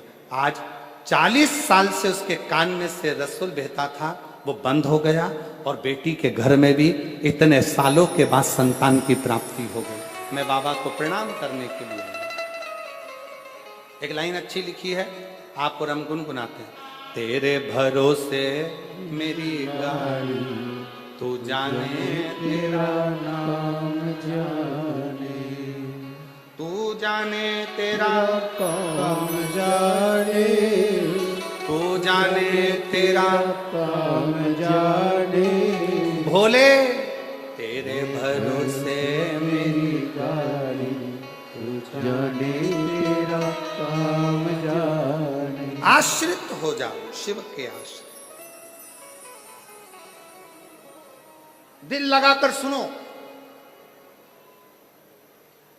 स्मरण देगा। देवराज ब्राह्मण चोरी का धन लेकर शंकर के मंदिर में पहुंच गया। शिवालय, शिव के मंदिर। पहली बार शिव मंदिर में गया है देवराज, पहली बार देवराज शिव के मंदिर में गया है। शिव पुराण की कथा कहती है, शंकर का शिवालय, शंकर के मंदिर में आप अगर जाना चालू करे हो, शिव महापुराण की कथा को सुनना प्रारंभ करे हो, या कथा के पंडाल में पहली बार पहुंचे हो, तो समझ लेना कि मेरे भोलेनाथ ने तुझे उन्नति की ओर बढ़ाना है, इसलिए तुम्हें कथा के पंडाल तक लेकर पहुंच। देवराज पहली बार देवराज शिवालय तक पहुंचा है। शिवालय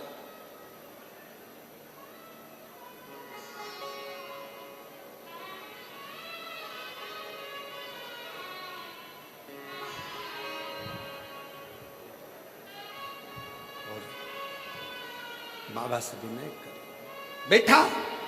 शिव को पहचानता नहीं है, शिव को जानता नहीं है, शंकर के मंदिर कभी नहीं गया, शंकर का स्मरण कभी नहीं करा, शंकर की भक्ति में कभी नहीं डूबा, शिव अर्चना में कभी नहीं, कभी नहीं।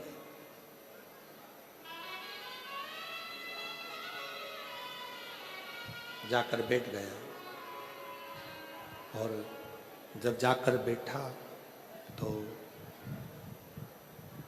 एक ब्राह्मण शिव मंदिर में शिव पुराण की कथा कह रहे थे। कथा कहते कहते ब्राह्मण देवता ने आवाज लगाई, हर हर। जैसे ही आवाज लगाई, देवराज ब्राह्मण के शरीर में ताप था, मस्तक में दर्द था। उसको चिढ़ छूटने लगी कि मैं कहां आ गया, कहां, मैं किस जगह पर आ गया, किस जगह।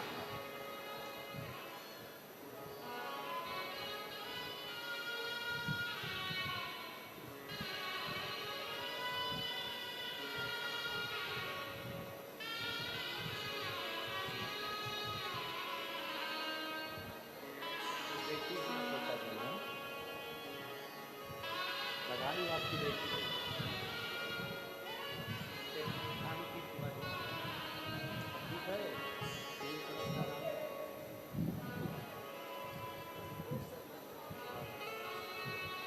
40 साल से कान में से टीप बहता था।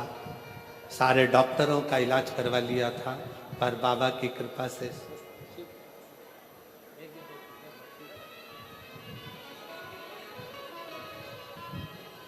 और बेटी के घर में 13 साल से संतान नहीं थी। बाबा की कृपा से, शिव भक्ति से श्रवण कर लाभ था। शिव बोल बम का नारा है, शिव कथा कर रहे, भगवान शंकर का संवाद कर। तभी देवराज चिढ़ रहा। जैसे ही हर हर महादेव कहा, अंदर से चिढ़ उत्पन्न, अंदर से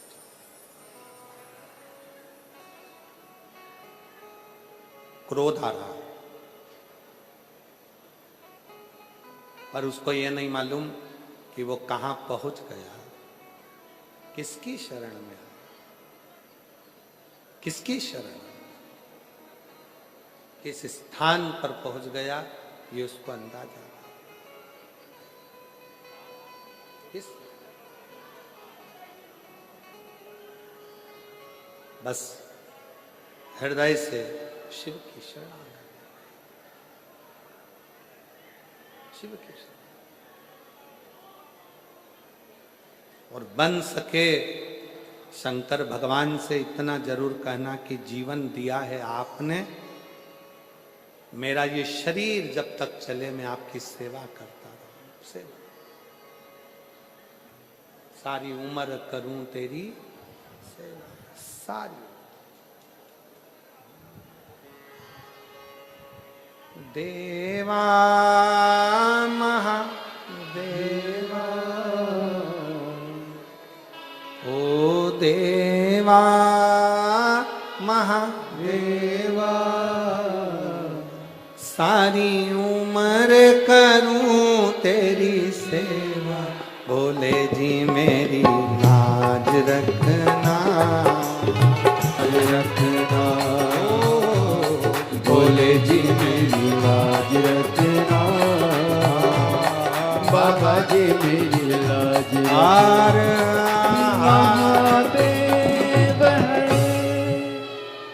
अपने स्थान पर बैठकर भगवान शिव जी से अपने मन का भाव बड़े आनंद के साथ, भाव से, हृदय से शिव जी से प्रार्थना करिए, दिल से विनय करिए, निवेदन करिए।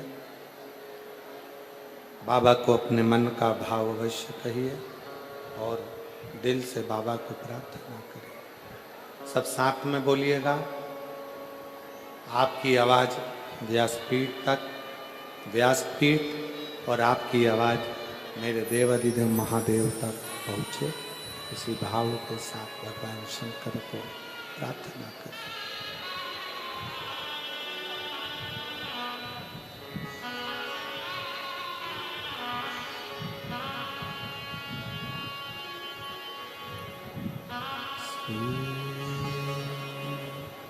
शिवाय नमस्तुभ्यं, श्री शिवाय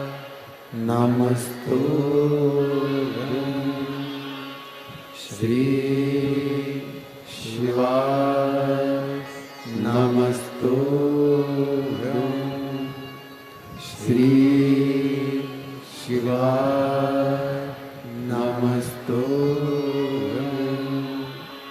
श्री शिवाय नमस्तुभ्यं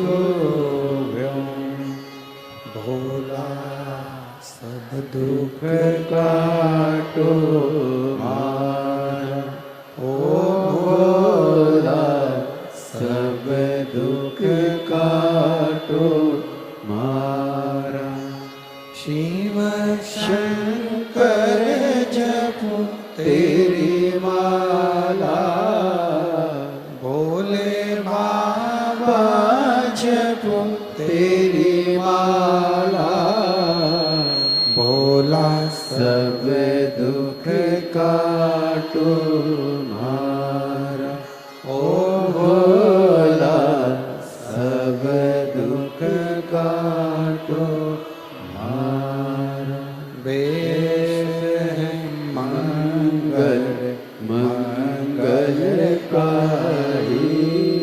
वेश है मंगल मंगलकारी शमशान वासी हमारा शमशान वासी हमारा ओ भोला सब दुख काटो मारा ओ भोला सब दुख काटो मारा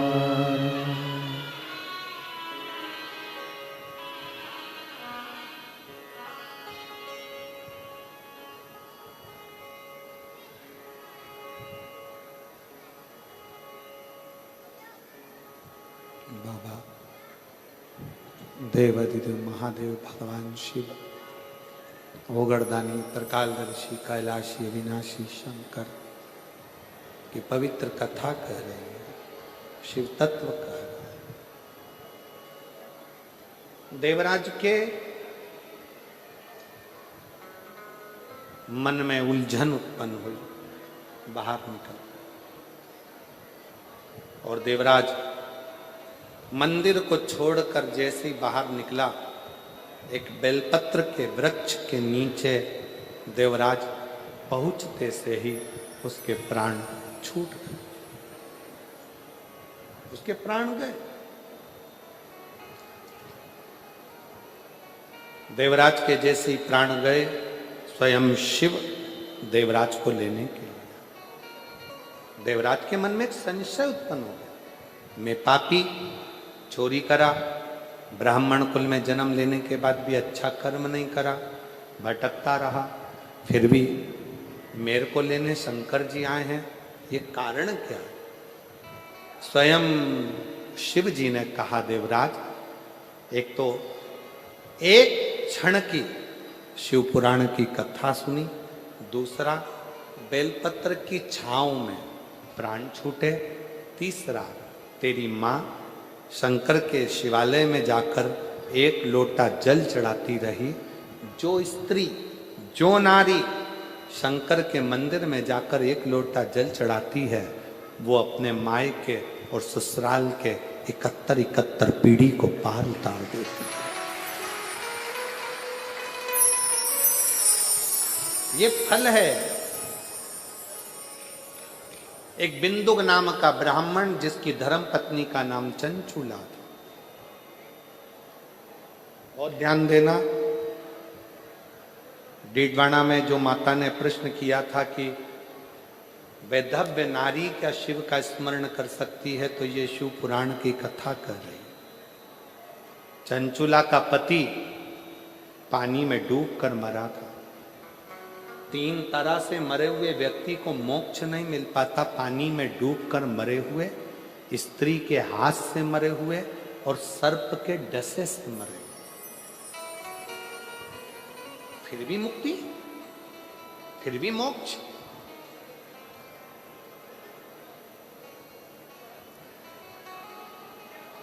चंचुला देवी पति के प्राण छूट गए, अंतिम संस्कार कर दिया, पर प्रेत की योनि में बिंदु भटक रहा। चंचुला ने काशी का वास करा। शिव पुराण की कथा कहती है,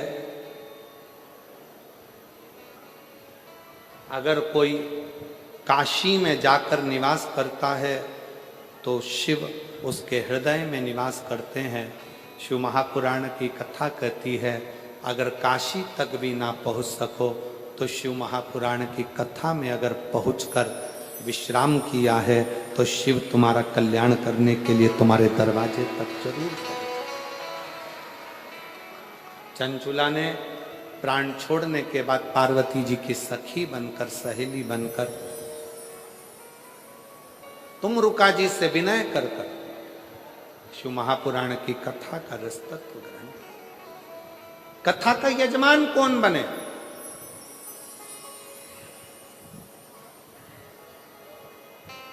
कौन बने? तब स्वयं शंकर भगवान और पार्वती जी 16 दिन तक शिव और पार्वती जी ने श्रृंगार करा। ईश्वर जी और गोरा जी बनकर, गणा और गौर बनकर 16 दिन श्रृंगार कर कर यजमान पद ग्रहण किया और शिव पुराण के यजमान बनकर कथा का रसतत्व ग्रहण। पहले के लोग जब गणगौर की पूजन होती थी, ईश्वर जी गोरा जी पूजाते थे, तो सास से बहुओं पूछती थी ये कौन है, तो कहे शंकर और पार्वती है। फिर बहुएं पूछती थी मम्मी शंकर पार्वती जी ने इतना सुंदर स्वरूप क्यों धारण करा, तो सासुओं उसका उत्तर नहीं दे पाती थी।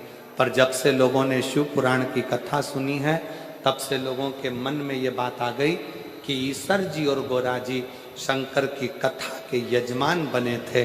16 दिन श्रृंगार करा था, 16 दिन की गंगोर के साथ ईश्वर जी और गोरा जी कथा का रसतत्व ग्रहण करते। पधार रहे हैं ईश्वर जी, गोरा जी, जोरदार ताली बजाकर स्वागत करें। ऐसे ही कहा, मीरा तूने दरवाजे पर पड़ा नहीं था, मैंने आज तक जन्म से लेकर अभी तक किसी स्त्री का मुंह नहीं देखा, और तू मुझे अपना चेहरा दिखाने के लिए मेरे इस आश्रम में आ गई।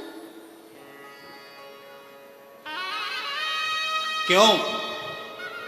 मीराबाई ने कहा, गुरुजी, महात्मा जी, बस एक प्रश्न का उत्तर लेने के लिए मैं तुम्हारे पास में आई हूं। कौन सा प्रश्न है जिसके चक्कर में तूने मेरी समाधि को तोड़ दिया? मीरा कहती है, मेरा प्रश्न केवल इतना है, क्या आप पुरुष हो? क्या आप पुरुष हो? संत हंसकर बोले, अरे ओ बावरी, मैं तुझे क्या स्त्री नजर आ रहा हूं?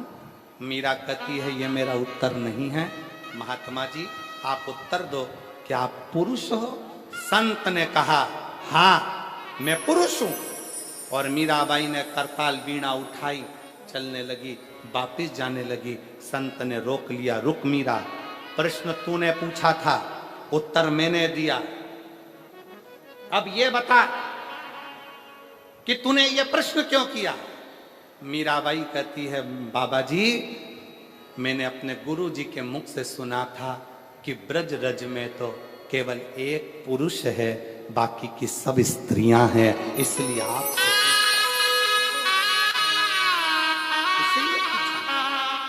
ब्रज की भूमि में केवल एक पुरुष है और वो कृष्ण है, बाकी की सब गोपियां हैं।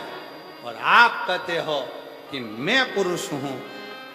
अगर आप पुरुष हैं तो फिर कृष्ण आपको कभी नहीं मिल सकता, क्योंकि कृष्ण तो गोपी का जब भाव हृदय में आता है तब कृष्ण मिलते हैं,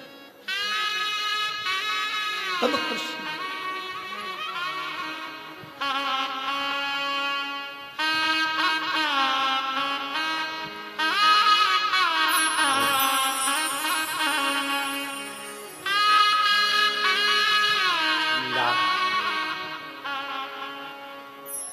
एक चरित्र भाव कहें,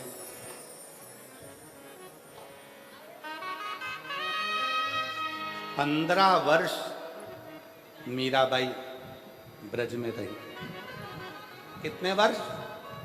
जम के बोलो जरा, जम के। 15 वर्ष मीराबाई ब्रज में रही। 15 वर्ष पूरे ब्रज में घूम कर आना, पूरे ब्रज का दर्शन कर कर आना। और निधि वन के पास में मीराबाई की हवेली है। एक बार पूरा ब्रज घूम लेना और एक बार निधि वन के पास में दरवाजे पर लिखा है मीराबाई की हवेली। 15 साल मीराबाई उस हवेली में रहकर कृष्ण को पुकारती थी। मीरा की आंख से आंसू बहते थे और कृष्ण पास में बैठकर आंसुओं को पोंछते थे। वो भारत की भूमि पर केवल एक ही स्थान है, वो मीरा की हवेली है। और मेरा विश्वास कहता है रतनगढ़ के लोग वहां होकर आए होंगे, मेरा भरोसा करता। कौन कौन गए हो वहां? ब्रज में मीराबाई की हवेली में कभी पांव रख कर देखना। ब्रज में निधि वन के नजदीक में कभी मीराबाई की हवेली में जाकर देखना। मीराबाई की हवेली में जब आप जाओगे, सीढ़ी चढ़कर जब आप उसकी हवेली में, मीराबाई की हवेली में जब पहुंचोगे, आपको ऐसा लगेगा कि पास में से कोई गिरधर, कोई कृष्ण, कोई पुकारता हुआ आ रहा है और हमसे मिलकर जा रहा है। मिलकर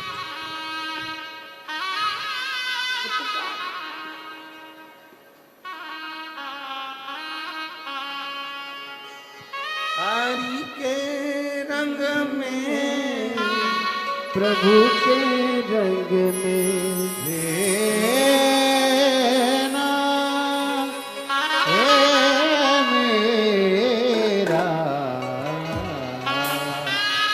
हरि के रंग में, प्रभु के रंग में, हो मेरा, हो मेरा, हो मेरा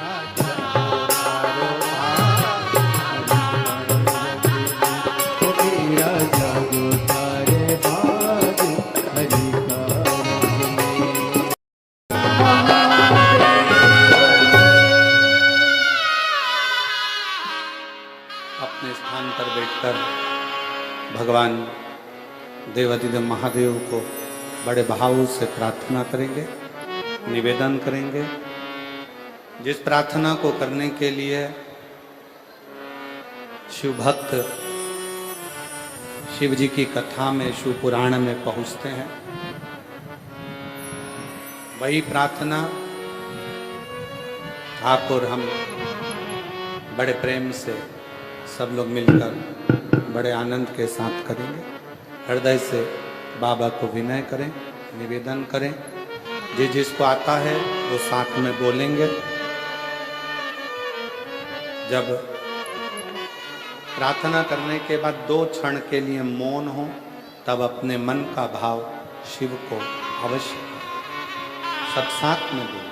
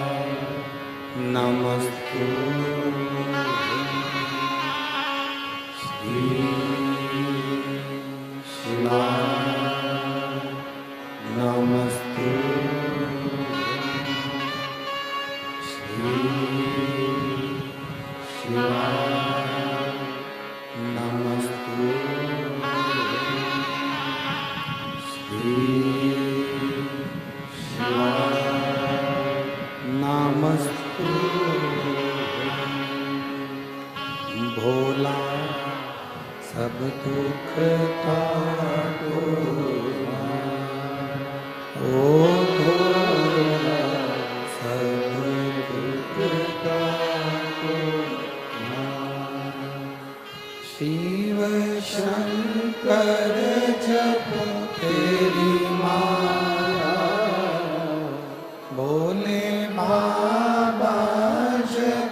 तेरी माला भोला सब दुख काटो ओ भोला सब दुख काटो वेश है मंगल मंगलकारी वेश है मंगल मंगलकारी शमशान वासिया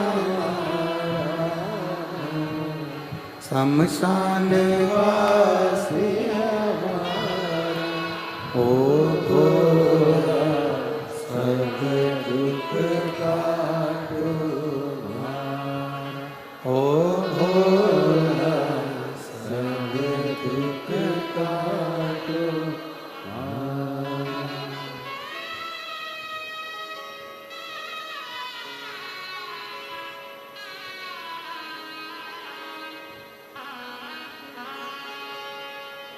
बाबा देवादिदेव महादेव भगवान शिव ओगड़दानी त्रिकालदर्शी कैलाशी विनाशी शंकर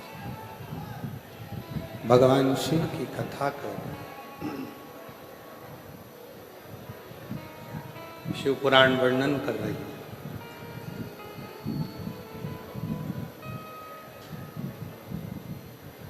कली काल के एक स्वरूप का वर्णन मां पार्वती जी ने शिव जी से किया।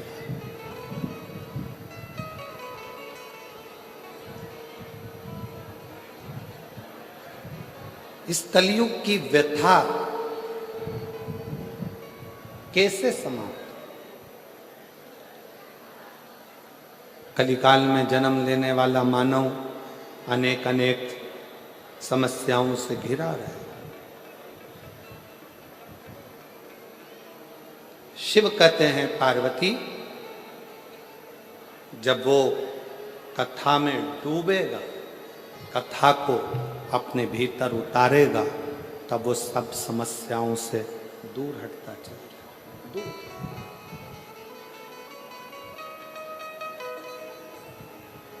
कितना बड़ा भी दुख सामने क्यों ना खड़ा हो, पर जिसने शिव की भक्ति करी है, शंकर की आराधना करी है, वो खाली नहीं, खाली नहीं।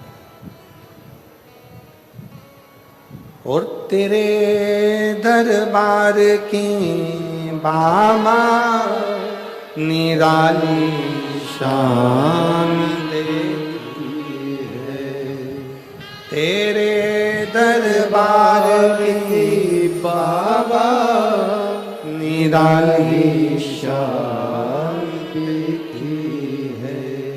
तुझे देते नहीं देखा, पर झोली भरी देखी है।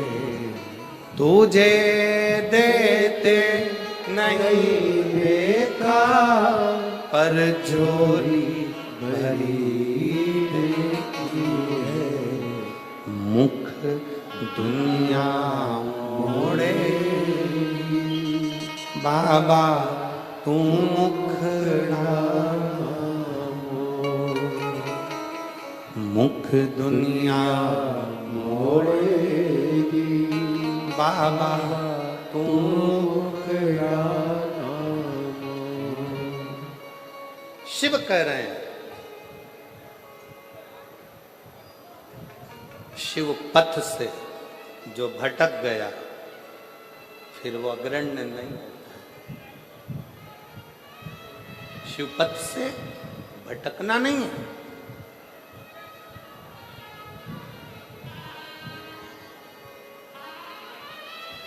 आज के जमाने में आप थोड़ा सा मंदिर जाना चालू करो, लोग आपको ताना देना चालू कर देते।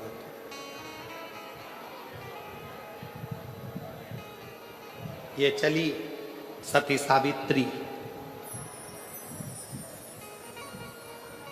ताना देते।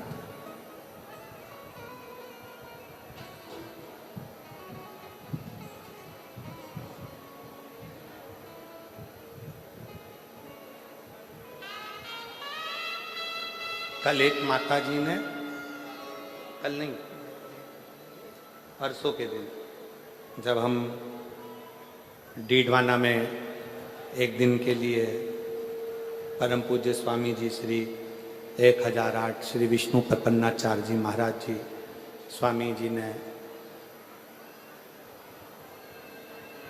शीतलकुंड बालाजी का दर्शन करने के लिए निमंत्रण दिया, वहां पहुंचे। एक माता जी ने एक बहुत अच्छा प्रश्न किया, बहुत अच्छा प्रश्न, कि गुरुजी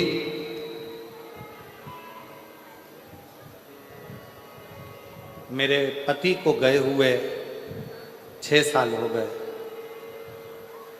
क्या मैं शिव जी के मंदिर में जाकर शंकर को जल चढ़ाऊं तो कोई बुरी बात है, कोई गलत है?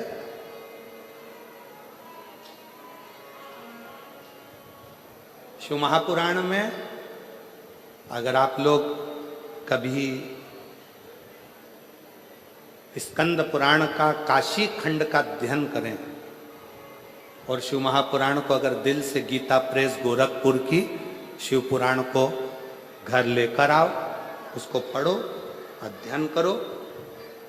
आप सब तो भाई श्री की भूमि से हो।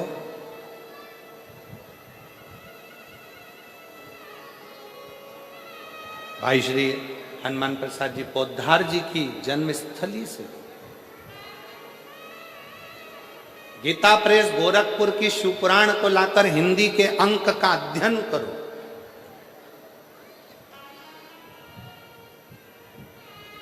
स्कंद पुराण का काशी खंड का अध्ययन करो, देवी भागवत का अध्ययन करो, लिंग पुराण का अध्ययन करो। एक एक पुराण का श्रेष्ठता से जब आप अध्ययन करेंगे तो शंकर पार्वती जी का एक संवाद जो काशी में नंदन वन में शंकर जी ने पार्वती जी से कहा, उस संवाद का स्मरण आपकी बुद्धि में रहेगा, बुद्धि में रहेगा कि एक स्त्री, एक नारी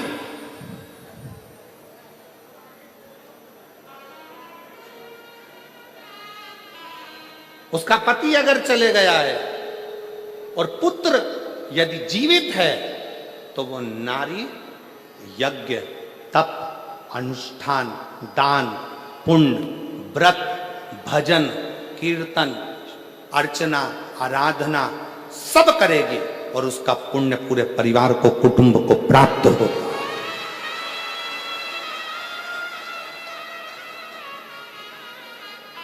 कौन कहता है कि पति चले गया तो मंदिर मत जाना, पूजन मत करना, अर्चना मत करना, आराधना मत करना, शिव स्तुति मत करना, व्रत मत करना, भगवान का भजन मत करना, कीर्तन मत करना? कौन कहता? शिव महापुराण की कथा तो यहां तक कहती है भाई कि तुम कितने भी अशुद्ध हो, कितने भी अशुद्ध, पापों से घिरे हुए हो, पाप कर्म से लिप्त हो, कितने भी अशुद्ध हो, फिर भी भगवान का नाम लेने में कोई पाप नहीं लगता। भगवान का नाम लिए जाओ, परमात्मा तुमको स्वीकार करे, स्वीकार करे। क्यों गुरुजी? हम क्या पशुपति व्रत कर सकते हैं? क्यों नहीं कर सकते? हम क्या सोमवार का व्रत कर सकते हैं? क्यों नहीं कर सकते? हम क्या शिव की आराधना कर सकते हैं? क्यों नहीं कर सकते? क्यों नहीं कर सकते?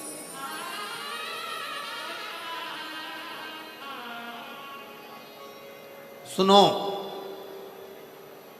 आराधना, अर्चना, स्मरण, शिव की भक्ति कभी खाली ना जाए, कभी।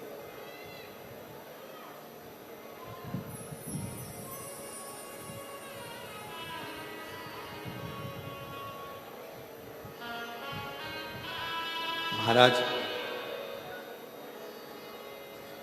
हंसने वाले और डसने वाले ये दोनों बहुत मिलेंगे। जम के बोलो, कौन कौन? आवाज नहीं आई है, जरा दमदारी से बोलो। हंसने वाले और डसने वाले ये बहुत मिलेंगे। आप शंकर जी के मंदिर में जाना चालू करोगे, शिव जी का भजन करना प्रारंभ करोगे, शिव भक्ति करना प्रारंभ करोगे, आप भजन कीर्तन में ज़्यादा डूबने लगोगे तो हंसने वाले बहुत मिलेंगे। हंसेंगे, ताना कसेंगे, अपशब्द बोलेंगे, गालियां देंगे, आड़ा टेढ़ा बोलेंगे। और जब ये हंसते हंसते तुम्हारे पर ताना कसते कसते थक जाएंगे और तुम शिव जी की कृपा से भोलेनाथ तुम्हारा हाथ पकड़कर तुम्हें उन्नति की सीढ़ी पर चढ़ा देंगे तो ये डसना प्रारंभ कर दो।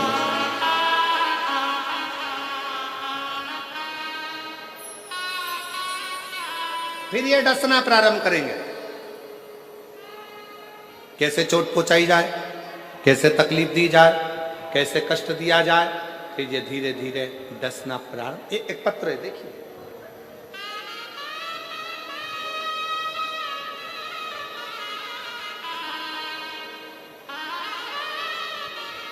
मैं मुन्नी देवी प्रजापत, पति का नाम राजकुमार प्रजापत, मेरा मोबाइल नंबर ये है। मैं राजस्थान के रतनगढ़ की निवासी हूँ। रतनगढ़ में ही कथा चल रही है और मैं यहीं रहती हूँ। कहीं बैठी हो तो हाथ हिला सकती हूँ। अगर कहीं बैठी हो, मैं मुन्नी देवी प्रजापत, पति का नाम राजकुमार प्रजापत, मोबाइल नंबर ये है। कहीं बैठी हो तो हाथ हिला सकती हैं। आ रही है? आ जाइए, आ जाइए, आ जाइए। मैं यहीं राजस्थान के रतनगढ़ की निवासी हूँ। एक लोटे जल का मैं क्या गुणगान करूं गुरुदेव। पत्र को आप लोग एलईडी पर पढ़ सकते हैं, आस्था चैनल पर पढ़ सकते हैं। एक लोटे जल का मैं क्या गुणगान करूं गुरुदेव। मेरे चेस्ट में गठान थी। मैंने सोनोग्राफी कराई तो डॉक्टर ने कहा कि यह गठान साधारण नहीं है। और एक चेस्ट में गठान नहीं है, तुम्हारे दोनों चेस्ट में गठान। और गठान भी छोटी मोटी नहीं है, ये बड़ी गठान है और बड़ी बीमारी के भी चांस लग रहा है। सुनकर थोड़ी घबराहट हो गई। बीमारी गंभीर है और बड़ी है। हमारी आंखों से आंसू बहने लगे कि ये कहां की बीमारी शरीर में लग गई। एक चेस्ट में गठान होती, दोनों में। हमारी पड़ोसन आपकी रोज कथा सुनती है। उस पड़ोसन ने हमसे कहा कि भाभी, टीवी पर वो सीहोर वाला महाराज कथा करता है, आप उसको सुना करो। डॉक्टर कुछ भी बोले ना, उसकी दवाई लो पर शंकर पर भरोसा करो। मैंने अपनी पड़ोसन के कहने पर शिव जी पर भरोसा कर कर कथा सुनना प्रारंभ करी। शंकर जी के मंदिर जाती तो लोग कहते कि ऐसी बीमारी लग रही है, क्या ठीक होगी, क्या शिव जी करेंगे। मन में बड़ा दुख होता, बड़ा दुख। सीहोर चली गई। मैंने सुना टीवी पर कि सीहोर का रुद्राक्ष और कंकर दोनों ही प्रबल है। डॉक्टर को कहा कि ऑपरेशन अभी नहीं करा सकती, मुझे एक मौका दो। मैं सीहोर गई, रुद्राक्ष लाई। उस रुद्राक्ष को तांबे के गलस में गला देती, पानी शिव जी को चढ़ा देती, उसी को पी लेती और चेस्ट में लगा लेती। चेस्ट में लगाने के बाद बाबा के भरोसा कर कर फिर वापिस डॉक्टर से जांच कराने के लिए गई। आज मैं बाबा की कृपा से, डॉक्टर ने भी कह दिया तुम्हारी सारी रिपोर्ट नॉर्मल है और तुम। मैं बाबा को प्रणाम करने के लिए आई हूं, मैं बाबा को नमन करने के लिए आई हूं।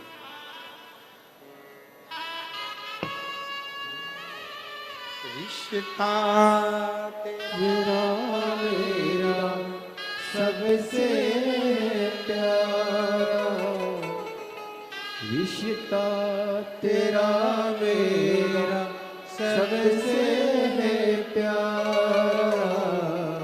तू मेरा बाबा, मैं हूँ तेरा लाला, मैं हूँ तेरा तू मेरा बाबा, मैं हूँ तेरा लाला, मैं हूँ तेरा। एक विश्वास।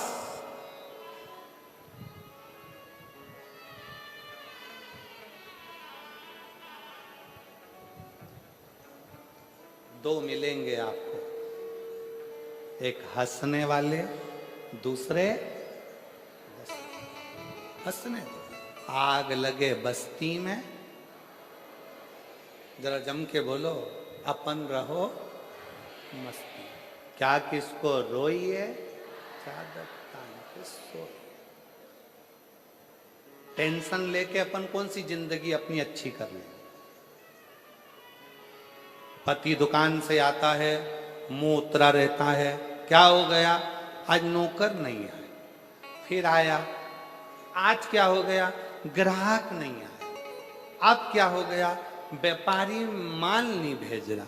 अब क्या हो गया, पैसा अटक गया।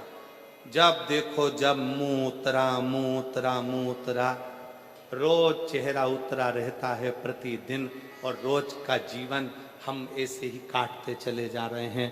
दुख दुख दुख हमारे जीवन में समाहित होते चले जा रहे हैं। हम मुस्कुराना भूल गए, हम हंसना भूल गए। शिव पुराण की कथा कहती है, तुमसे तो अच्छा तुम्हारे दरवाजे पर आने वाला भिखारी है, जो भीख मांगता है तुमसे, तुम्हारे दरवाजे पे ही खड़े होके कुल्फी खरीद के चूस चूस कर खाता है। तुमसे तो अच्छा तुम्हारे दरवाजे पर मांगने वाला भिखारी है। टाइम पे भोजन करता है, टाइम पे नाश्ता करता है, भीख मांग कर खाता है, रोड पर सोता है और चैन की जिंदगी रहता है। एक तुम एसी के कमरे में सोने के बाद, डनलप के गद्दे पर सोने के बाद भी नींद की गोली खाना पड़ रही है, तो भी रात को 3 बजे उल्लू की तरह उठ के बैठे हो। नींद नहीं, काय का जी, काय का जी। तुम्हारे दरवाजे से भीख मांग कर लेकर गया, बाहर खड़े होकर आइसक्रीम खा रहा। तुम्हारे दरवाजे से भीख मांग कर लेकर गया, समोसा कचौड़ी खा रहा, और तू अपना पेट काट काट कर अभी भूख लग रही है बहुत तेज, पर दरवाजे पर ग्राहक खड़ा है। बस ये ग्राहक निपटे फिर खाना खाऊंगा, ये ग्राहक निपटे फिर खाना खाऊंगा। इंतजार करते करते करते करते रोटी के डब्बे में रोटी भी कह रही है, कब खाएगा सेठ जी, या तो तू खा ले या मैं तुझे खा लूं।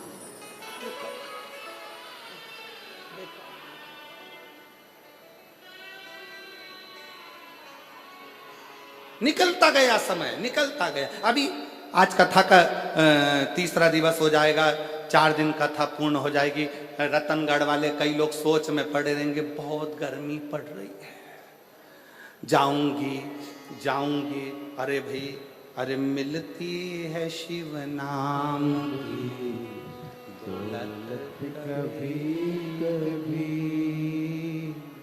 होती है अपने रतनगढ़ में शिव पुराण कभी कभी। ना जाने कौन से भाग्य खुले, क्या करुणा हुई, क्या कृपा हुई, जो शिव ने ये कथा रतनगढ़ की पवित्र भूमि पर दी है। ये आपके भाग्य की कृपा।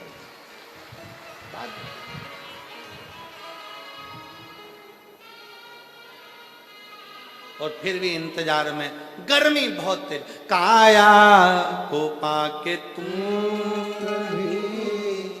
अभिमान ना करो, काया को पाके तुम कभी अभिमान ना करो। अरे माटी में मिल जाती है ये काया कभी कभी। समाप्त, शरीर बेकार हो गया।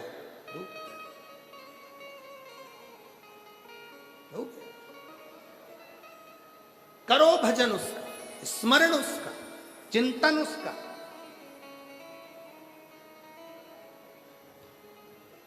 क्यों नहीं देगा?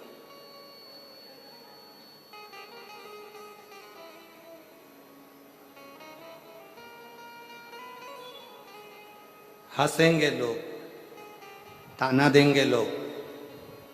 मंदिर जाती है, बाबा सुन नहीं रहा, झोली भर नहीं रहा, सुनता नहीं है। ताने देंगे लोग, अपशब्द कहेंगे लोग, आड़ा टेढ़ा बोलेंगे लोग, बाबा सुन नहीं रहा।